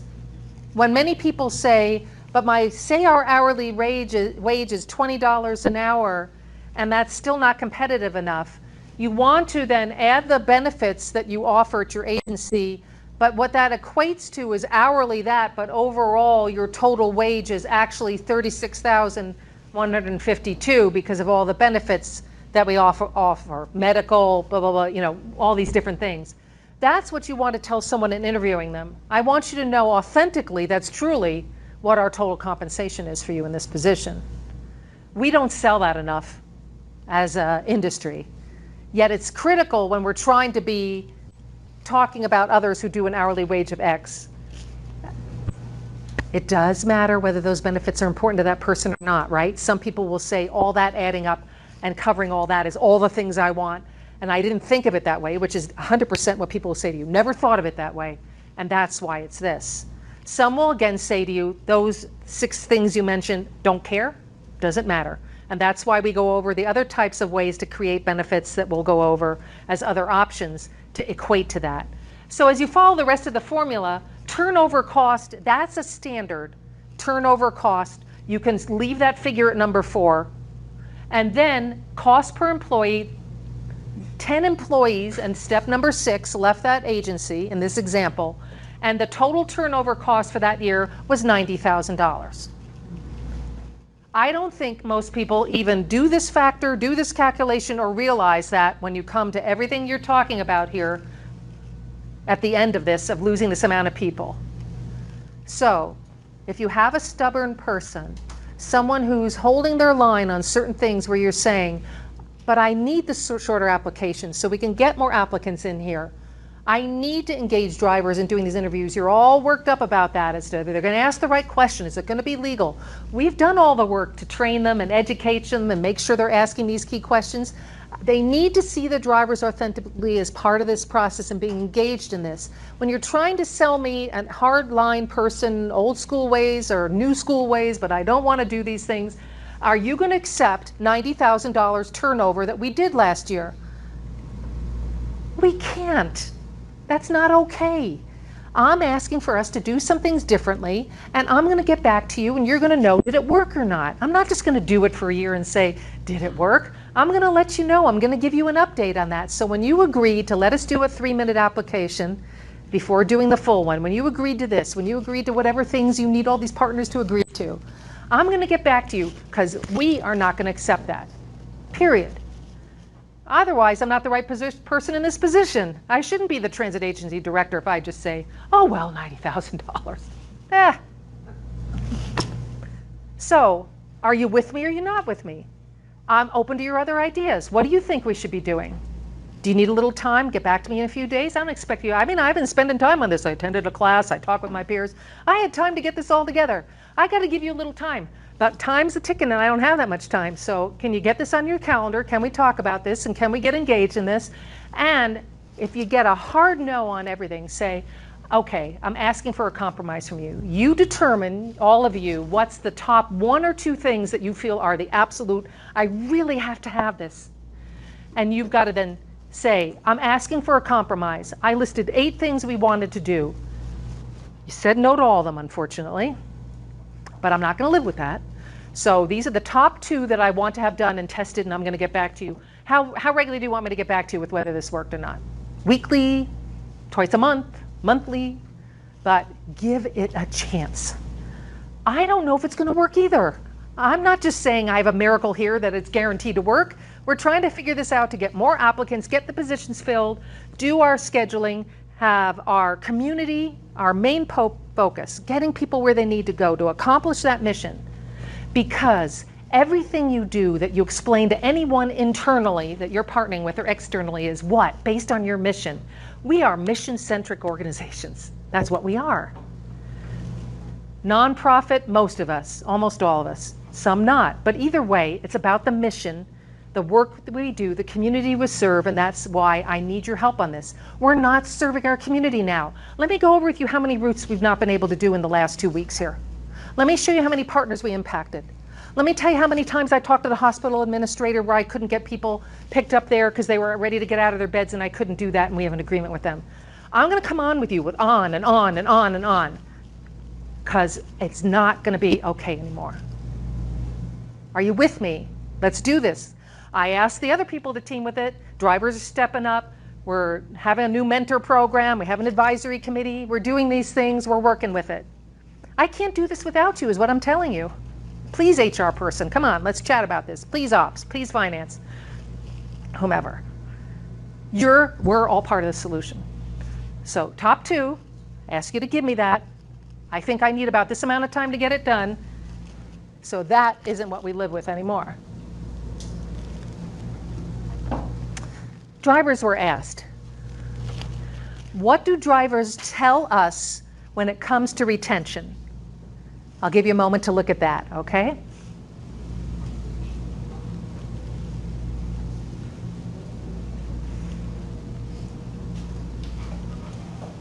That's in no particular order, by the way.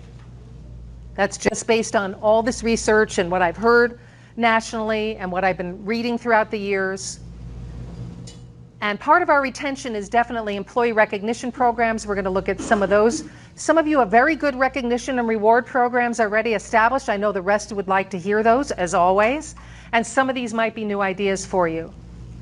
So we've already chatted enough about, but just as a recap on the what mentor, buddy, however you want to describe your program. But if you decide to give this a try or tweak what you already have, the most critical part here is that we define the expectations of someone in that position. What do you exactly want me to be doing?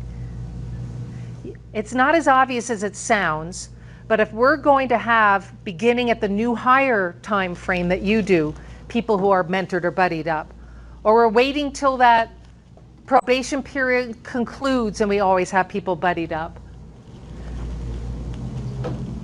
People do better when they feel they have someone to turn to talk about it, and this is trying to take away what often erodes teamwork in an organization, which is something where you don't have peers to talk to in responsible leadership positions, and it leads to misinformation, it leads to gossip, it leads to this erosion of morale. I hear this sadly many times about erosion of morale, and that's because if you have a strong support network of people talking to peers that have been identified and what's expected of me to be a mentor or a buddy, what do I need to do, how do I bring things back to you, because this is not getting into, quote, the phrase snitch that we hear anything. This is about elevating overall the performance of everyone and supporting you. That's the purpose of this program. That's what we're here for, to help all of us learn things from each other and collectively do better. So when we have a program like this, I encourage a pay differential, because there's going to be some significant things that you come up with and that they themselves will actually say to you, I think we should be doing this particular thing or that particular thing. They feel very empowered, which is what you want. You're approachable now. You're approachable now, where I'm part of this program and you are listening to us when we say, COVID has led to this and I think we better be talking about this. You might even say, I'm aware of it, but do you have some ideas of how to resolve this? We'd like to know. None of us have any ideas on how to resolve it? Let's start to work to how can we get there. So for all of this, there's a significant value that I encourage you to look at. Some call them advisory committees as well, and having purposes around that, but training and development. I want you to think about training and development like you do, as there are certainly programs we must have to retrain people, we know that. You'd rather, though, have anybody working for you when you're trying to train or develop someone's skill sets or capabilities, to think of it as something positive, obviously. Something as part of my development, my contribution, that there's training involved in that.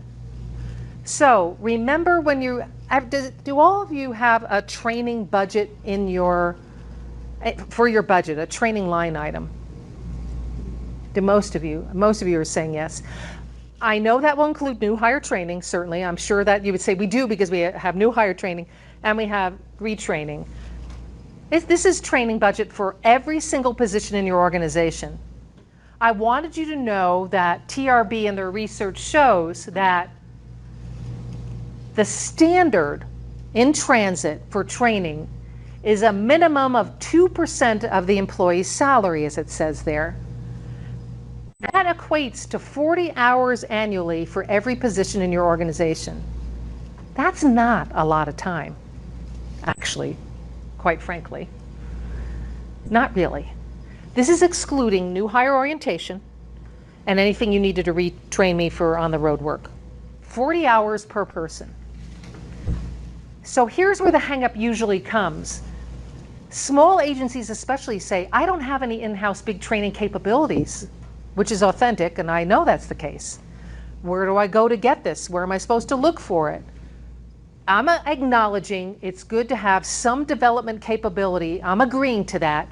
40 hours per person in their positions. I'm buying into that. Or we currently want that. We haven't known how to do it. So there are practical resources that I'll share with you, the top 3 for transit that most of your peers use. And at the same time, what's in the plan for me means, how about asking me, instead of coming and just always saying to me, I want you or you must do this type of training, to see if I have some ideas when you put the caveat around relating to your responsibilities and to transit. Not all of you have that kind of benefit where you'll pay for college or tuition. That's not a standard thing in our industry to take it to that level. However, if you're saying there's certain things where I'd like you to come back and I want you to know, Caryn, that it's up to this many hours, which means this much in the budget for you personally to have training that relates to the work that you do here. Maybe you want to empower me to come back with you with a few courses that cost X amount. Maybe they're online self-paced courses. Maybe it's a virtual training class. I don't know, whatever it is. But maybe in our talking with each other, you don't wait for the annual review as the only time to discuss this. You might find instead that as you've come to know me, I'm a long-term employee or somebody new, you even, between what you think might be something good to develop in me or my being empowered to come back, that we can come up with something that, again, within the world of relating to the work that you're doing or your position you're in, and I'm choosing some things beyond maybe what might be, for some of your agencies, a very limited budget and a limited amount of courses that you might say for these long-term people you have, well, we've had them take everything that's there. I don't have anything else. So where else do we go with something? Because we want to keep developing someone. When you invest in me, when you recognize me by saying you have value and we want to train in developing something around you, yes, it does mean to retaining people. Yes, it means I positively, when I recommend you to come to apply today to that agency because they develop and do this work around me and you give referrals to others. That's meant to be the circle of the whole life cycle of this. So let's talk about, for a moment, something that I call an individual development plan. That's an HR term that's very common. You might use them in your agency or call it something else, but at any time, remember, this doesn't mean an annual review has to be the only time, which is a traditional time things are noted down. But if you're seeing something in me where you're saying, let's not wait, let's have something either we identify that we'd like you to be taking for training, or I self-identify and you agree, that is something you should be taking as well. In either case, we're going to note it down in a plan, and in that plan, we're identifying what are called KSAs. Do some of you know that term? Knowledge, skills, and abilities. That's a common term that's pretty across all industries where we're trying to look at the knowledge, skills, and abilities that that person has now and how we're trying to elevate them to another level of success. So this plan actually, and I have a copy up here that I printed out that you can look at it later if you'd like to, a template of it. But in these kind of plans, that what you do is we are saying, in other words, we believe in you, there's something that we know you can bring to us, and we're going to help develop around that. And we're going to hold ourselves mutually accountable. Once you sign off on something, right, I'm not going to stay on top of you. You have X amount of time to complete it that you mutually agree and identify. Whether I give you a company credit card to use, whether you do it by invoice, whatever, you know, this is the financial process around it. And when it's completed, I'd like to hear from you about that. Do you want to hear from them in writing? Maybe you don't want to have them take that much time to write it all out, maybe just, you know, face to face. But I want to know, was this worthwhile? Is this something that's usable for you? And further down the road, how did this apply in your work? Pretty brief, pretty easy. And if you don't have time to read reports and you don't want to, or you do want to make the time and read them, whatever way you want them to communicate it, this is part of retaining people, developing their skills and abilities to the betterment of your organization. So, all of you know of National RTAP, the Rural Transit Assistance Program? If you don't, that's something where the federal government has invested to allow, there's a certain number of courses that are available at no cost because it's funded by the Federal Transit Administration, the DOT. When you go, your Google search to National RTAP or just RTAP, you have your state level RTAP, you have the national one, and they have online training at no cost. That's a good resource for you. When we talk later today, I won't take up our time now, our association also has some courses that are free that are sponsored by foundations and other organizations. Some of them that are self-paced courses, some of them that are virtual online with peers across the nation taking this class with you. And then the highest tier, every level of your transit agency, CTAA has a certification program, and you take a test at the end of the training, and successfully completing that means you're certified.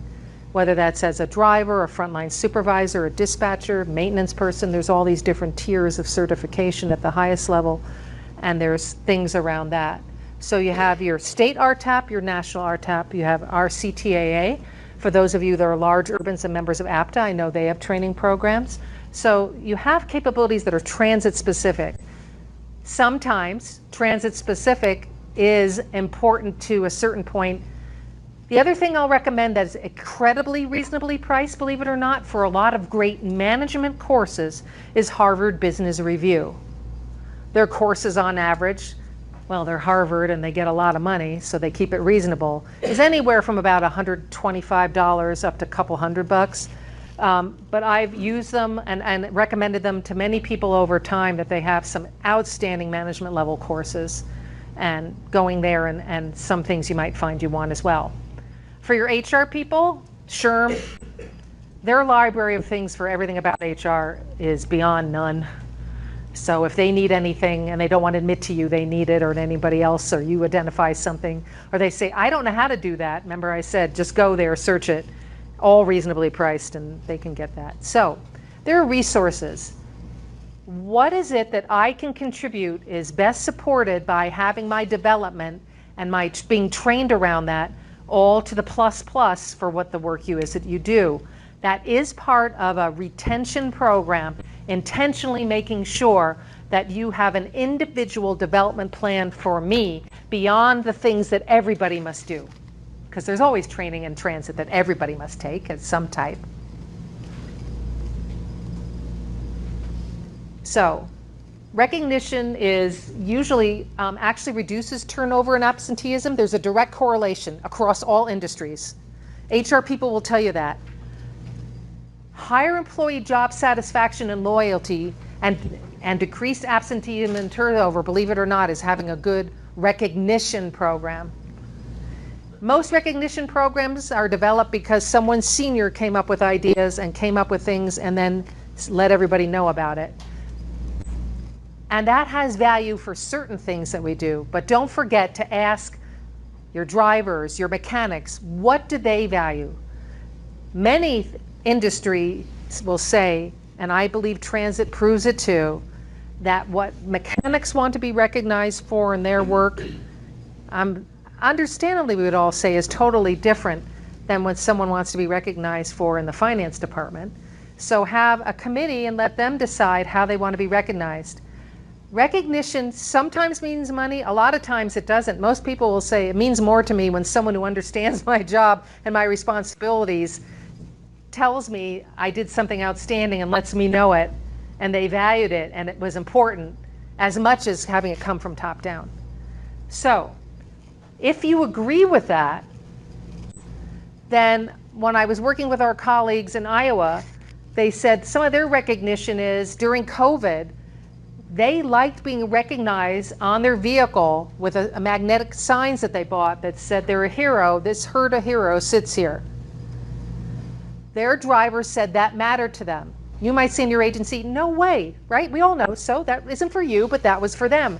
their committee came up with that, their driver committee, and said, we like it. From the beginning, you always said to us, we're heroes, and we always thought, we're not really heroes. We're not like, and they said, well, I kind of differ with that. We feel that you are, you know, in the work that you're doing during this time and getting out there, and there he is in his mask. So she said that that was their decision. That was their program. How many of you currently have some kind of employee recognition program today? You do? You do? I'll have a few. Would you mind sharing how you have recognition in your organization? Yeah, with Salt Lake County with independent aging, we just have, well, it's all aging services, nominate anybody from any section out of 4. Those go to the admin to the individual, and then they get an award every month, so they're recognized monthly. And out of 150 full-time and about 120 part-time staff, I bet we have 100 recognitions a month. And the staff loves being recognized. Loves being recognized. And we just give out small appreciation tokens, a mug, sure. You know, something in the summer that's hot, yeah. Cool down towels, stuff they like and they look forward to it. So it works well. It doesn't always mean it has to be money or a lot of money, even though we default to that and assume that because there's all going on in the world of wages and salaries and what we're paying. But your community said that really works for us and we like it. Did you want to share with us what you're doing? We just have a program where individuals can recognize others within the organization and how they are responding to certain values within the organization. So I might nominate somebody and say, you know, I appreciate your teamwork on this project and you did X, Y, and Z. And there's small monetary rewards like $1 or $2 that can be assigned to that. Sure. Buy a cup of coffee, do a little, I add it up a few times if I get a few, and do a lunch at some point or whatever they choose, right? But all I've ever heard from anyone in all my years of being a director and what I'm hearing from the industry is, if you say you're going to recognize it, just do it consistently. Don't have us wonder, like, where that seemed to have disappeared. Where did that go? Nobody told us it was done, but we haven't heard anything. Once you say all yes, then you got to be all in and not let anyone down who expected that to be what they're going to be recognized. So commonly, to let you know, one of the ones I hear quite often is a safety recognition that I outlined here on performance safety. And it's described a little bit more here. 7 criteria evaluated for drivers and maintenance departments.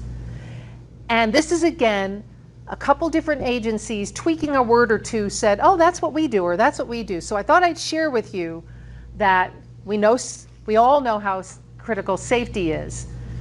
So they came up with their committees with these ideas and said, and then we do our commitment to doing this review. Some of them do it every 3 months, some did it every 6, whatever it is.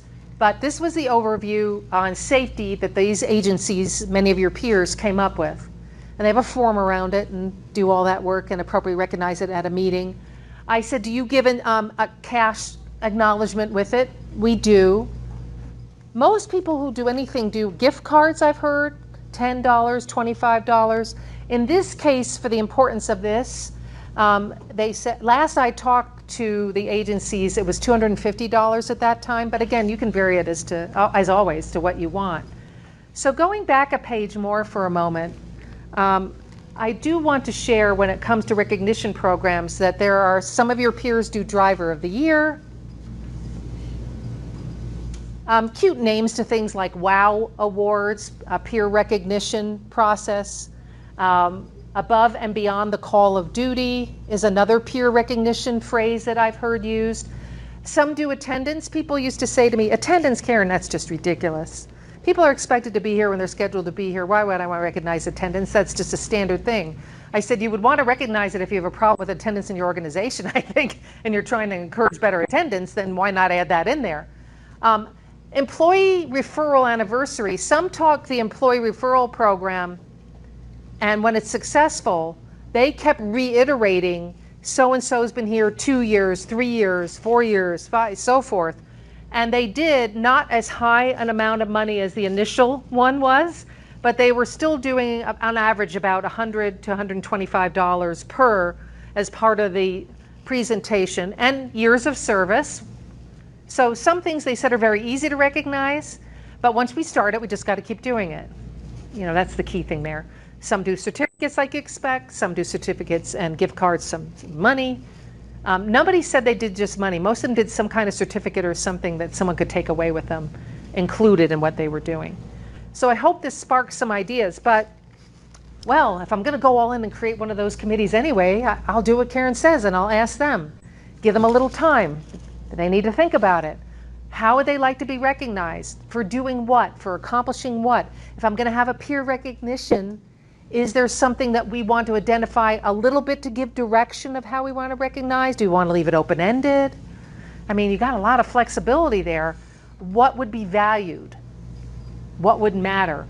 Who is giving this recognition? Does it come from the director? Does it come from your peer when it's a peer program? Does that matter to this group? Does it not matter? I think you'll find a lot of the answers quite fascinating as to what you might assume people might say and what they ultimately want to share with you that wants to be accomplished. With my watch being at the wrong time, could I have just one time check for me? Thank you. Believe it or not, money is not the only incentive. Yeah, sure, Caryn. But really, there are many groups who come up with things where they're saying, I mean, if you're going to give me the option to have a budget for it, well, I'll say yes, but you know, many times they're saying that's not the only thing. Do you want to have team recognition? Do you want it to be individuals? Or can this particular kind of program you have both or one or the other? Remember I said, we never want to have a delay. If we commit we're doing it at a certain time, then we're always going to do it. We have to. Even if the time comes where there's nobody being recognized at that time. Just let everyone know. This happens from time to time. Normally we'd be recognizing this. There isn't something to bring forward at this time. And the program continues, and don't have them think, well, you know, that's it. This time there just wasn't. People do remember, by the way. So, again, when I was talking with Herta, and they have a driver of the year. So they said, our drivers said they want to have the sign off on the certificate. It mattered to them who signed off. So in the beginning, it was just the director. Then, depending upon certain ways we began to structure things, a lot of them wanted a certain buddy or mentor they worked with on there and the transit director. They were like cross-giving them recognition in support of me achieving this. I thought that was interesting that they transitioned to that. See, that's what I meant. You never know how it ebbs and flows. And this was their most recent person they were recognizing. Finally, she comes to the brilliant, cheap ideas of some things that have been heard and learned over time when it comes to trying to create a cafeteria or a package of things. These are actively being used by agencies across the country, and this is what I put together from these discussions. Not always available in a union environment, or sometimes it is, but many of them, if they had a relaxed dress code, it wasn't a day they designated as Friday, typically. I mean, however they came about that, they did.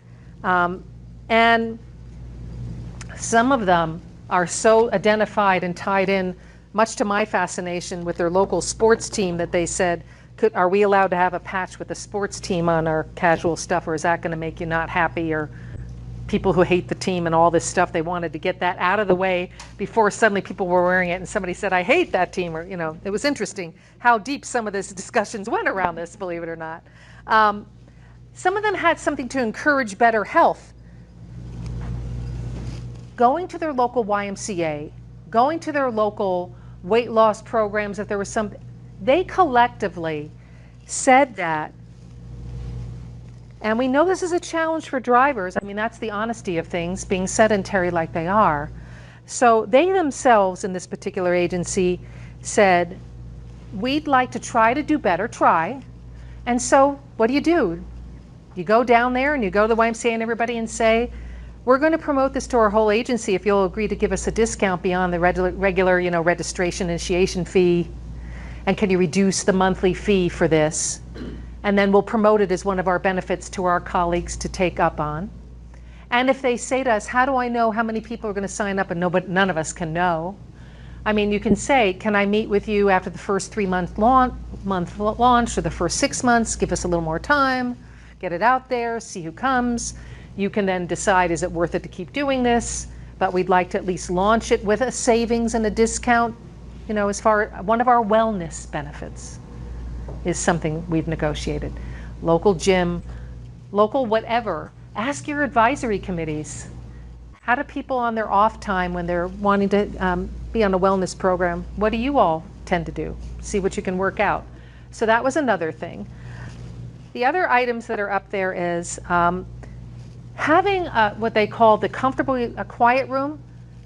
Boy, 2 agencies said their drivers said the TV on all the time, the this, the that, you know, it's just too much. Sometimes I want a little space. And she said, I was a small agency, I didn't have any space. So in her case, no windows in it, not the best, most exciting place, but she had a good sized closet where all the supplies were kept. They said, could you clean out that room? She said, I had to figure where to put the stuff, but I got it done. And they wanted a certain color that the committee agreed to, and they voted on that. And then they wanted eventually books in there to read. Oh, you get the idea. But that was their owning space that they could do that. She said, if that's what makes you all good, she does have a soda and snack machines. Not exactly, she said, the healthiest for the wellness side, but that money from day one of that machine, we got a certain percentage. That was always agreed, always from day one, that we would use it for things collectively that were agreed to, and it was open to the consensus, not 100% unanimous, but the consensus of what that money was to be spent on. Sometimes it was a once-a-year thing, sometimes it was a monthly thing, it depended. But this time, they invested in this room and what they wanted there. That was their choose. I never choose. Committee chooses to use the vending machine and soda. They're spending the money on it, I'm not. So that's how they vote on it. So it's interesting, she said, sometimes what can come as a result of that, and that's this relaxation, quieter area that her agency wanted. Then there's some things of interest to people in terms of, she said, sometimes there was a book club and wanting books. Sometimes there was a walking club. Some people said, we're not clocking in, but we decided to come in a half hour early. And not that you need to know this or care necessarily, they said to the director, but we're going to be walking. Anybody can come and, you know, join us, and we're doing this, you know, X amount of days a week. She said, so spontaneously things sparked up where, heck yes, I would say that's a benefit when I'm interviewing people. We have a walking club, we have this. She said, it doesn't always have to have money. I agree. She said, but this is how we as a collective community get along well enough that some people choose to do this. So I'm trying to always help all of us have ways when we don't always have as much on the money side. The peer recognition. One agency does team lunches. She said they do this once a month where they take the money from the snack machine and everybody's invited to some selected rotating thing that lunch is done for them. This is big for millennials. This is a unique strategy I don't know if you've ever heard of, but it's called volunteering time. Many times, especially millennials have said, and we read about this, wanting to do work to serve a higher purpose. First, our mission and the work you do is a higher purpose. We have to make sure that people see that and remember that. And everything from our review forms, if your annual review forms you're using now don't have anything tying in with your mission, we know it should. We should be saying in every category of what somebody's doing that relates to the importance of what you do and what it means to our mission. So if I'm not accomplishing that, from the day of my new hire orientation, from the interview questions I'm being asked around mission and the importance of the work we all do, that means that we should be recognizing, and it connects to our mission, rewarding to that, disciplining to that, besides all the rules that are in a book as to what not to do, and it will lead up to and including termination and so forth, it's the impact on the mission of not doing what's expected, really, fundamentally, is what we're saying. So because of that, we recognize, we reward, we have increases in our salary, our reviews are based on incorporating our mission, disciplining, and even being let go, because our mission can't take that kind of impact that you're doing. So if you're agreeing with that, then part of this thought of to the higher level of volunteering is, do you want to, does your feeling from what you're hearing and discussing mean that you feel you want to encourage your employees to volunteer their time for a cause that they are passionate about, that definitely focuses on mission? For your agency only, you might want to limit it. If it's something on mission that has to do in the greater good, do you want to have something really specific, like saying twice a year you're allowed to do something in that capacity? Do you pay them for that? I mean, this is above and beyond what most of us think of initially. Might be pushing us beyond either what we're structured in how things are against, especially city and county-wide. But if you ask, and we should, what matters to different groups of people working for us and the diversity of what they do, that's where millennials tend to leave to something they're passionate about. And if it's your agency on top of it and they say, you know, I've been providing service to this community center for the last 9 months I've been here, and what really connects with me is X, and that's what they do there. And that's what I'd like to do for my volunteer day, is to work there on this day that they want me to do something. But many people ask me, what do millennials want? This is what you'll find overall they're looking to do. Ice cream Fridays, interesting. Bring your child to work days still. Now this is going to throw you. One of your peers, one of the transit agencies, arranges for a local physiotherapist to visit their office once a month, and you can have a 10 or 15 minute, even at your desk, kind of therapy session. You know, you've seen them in the malls, those little massage things. And they have them come and do that as part of their wellness program. What? Really? That's what they heard back, that they were saying they were so stressed out that physically they feel it all over, that during that time of COVID, they made an agreement, X amount of people, this is the amount, they negotiated the fee, and it was just an option for you, as always, you know, if you want to take advantage to this. Interesting. Probably beyond anything any of us have ever considered before, but that's happened to be what that agency learned. Couple other ones to highlight with you is, do you want to have a birthday day off as part of what you do? Some agencies do that. I think the other thing that really fascinated me was some agencies had team workouts during lunchtime. They had a yoga exercise class or a group where they brown bagged it, and they had somebody come and do it on their site, and they had enough space to do that instead of going like to a certain gym or a certain area, and had that during lunch a couple times a month. Again, flexibility. So consider this, if you ever do anything like this, this is part of your benefit package. Oh yes, it is. For those who don't care about the rest of the other traditional things you do, and we do this regularly, and you can decide to do it or not, like any benefit. So pushing ourselves a little bit, probably beyond what we ever thought of before. Oh, their drivers wanted to have hats at HERDA. Thanks, drivers. You are now, there's dinosaurs where they are all around them. They're known for their fossils. So they did something cute. I don't think you can read it. It says, you are dino, D-I-N-O-M-I-T-E with a dinosaur on it. You are dynamite, and we really appreciate you.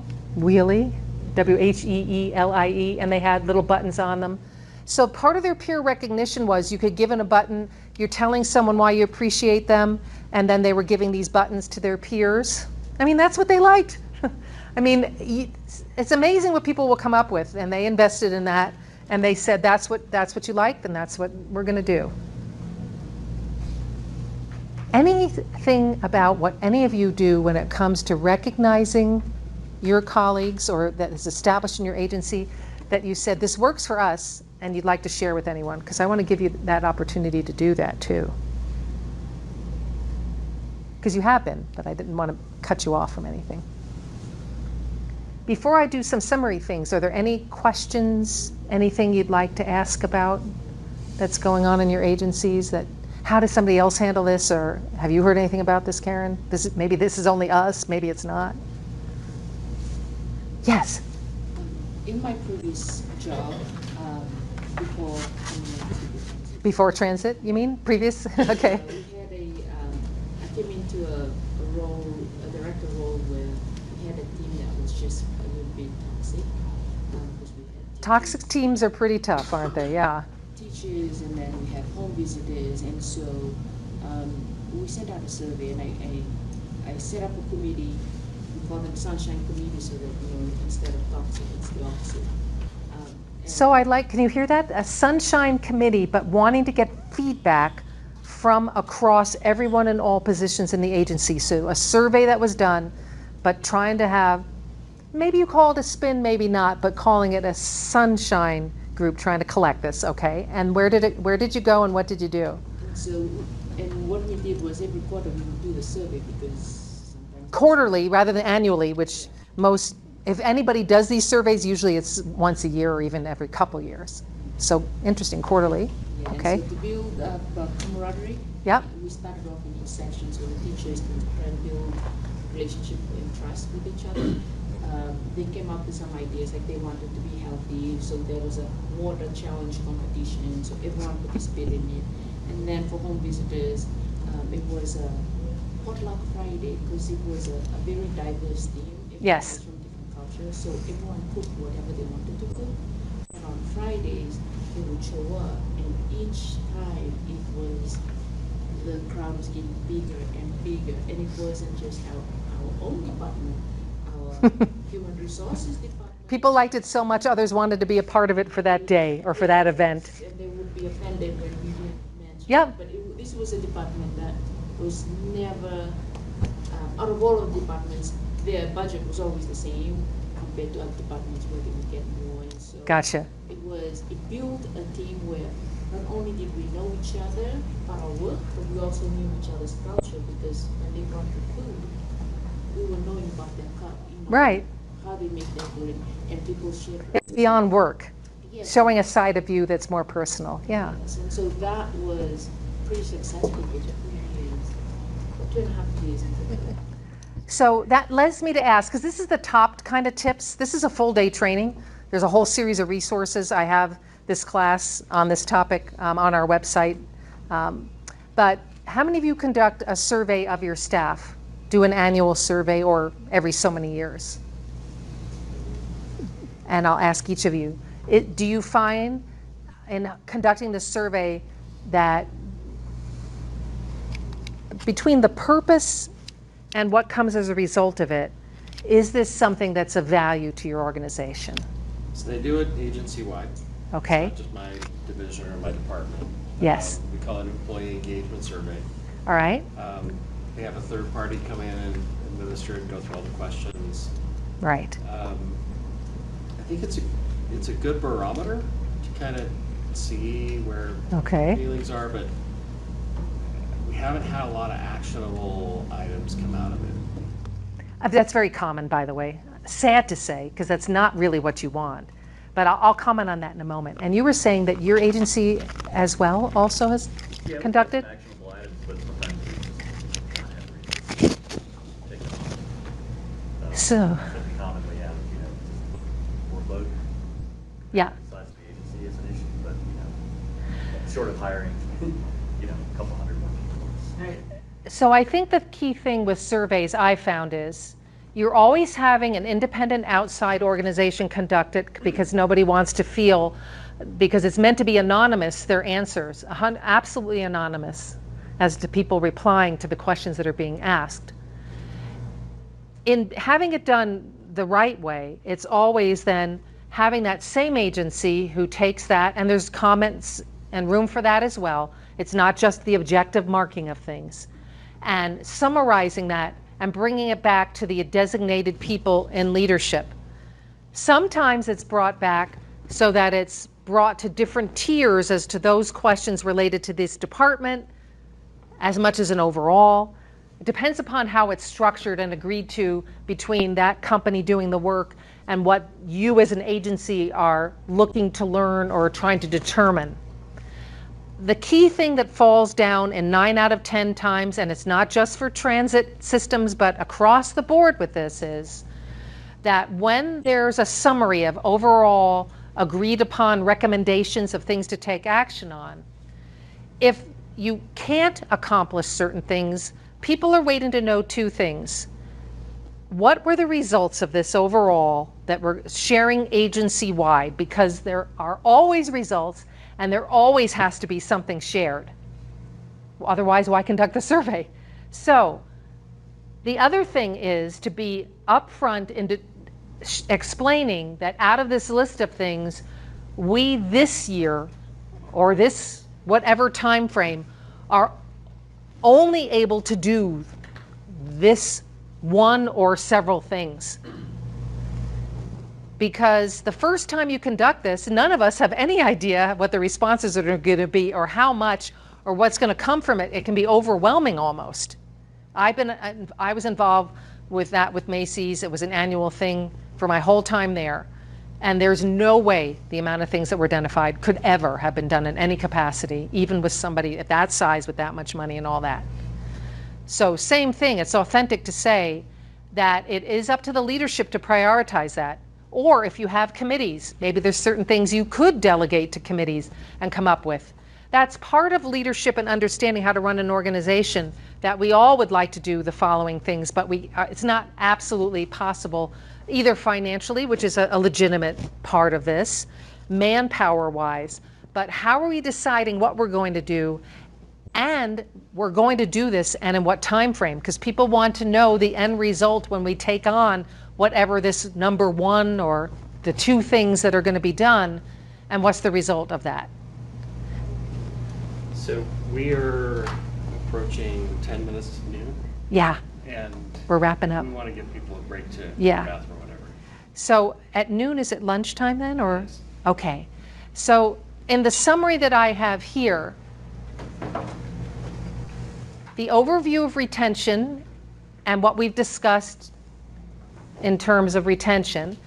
The next part is training and development. Have your budget. If you're in agreement that you want to help develop everyone in an organization as part of your retention process, how are we going to set up a process around that? How are we going to engage everybody in it and have it within some kind of individualized development? Because this is the positive part of training. We're developing someone. We know safety in that training is a high priority. And when is the last time, if at all, any of the senior leadership has gone on a retreat? A purpose behind it. Why are we going on a retreat? What are we trying to accomplish? And I don't mean doing a version of your strategic plan in one day when I say that. What is it that's most critical to your agency where the top leaders need to be engaged in this, and you should get away from the work environment? No cell phones on, no looking at your emails. Yes. Announce it ahead of time as far and wide as you need to, that for one day. That's it.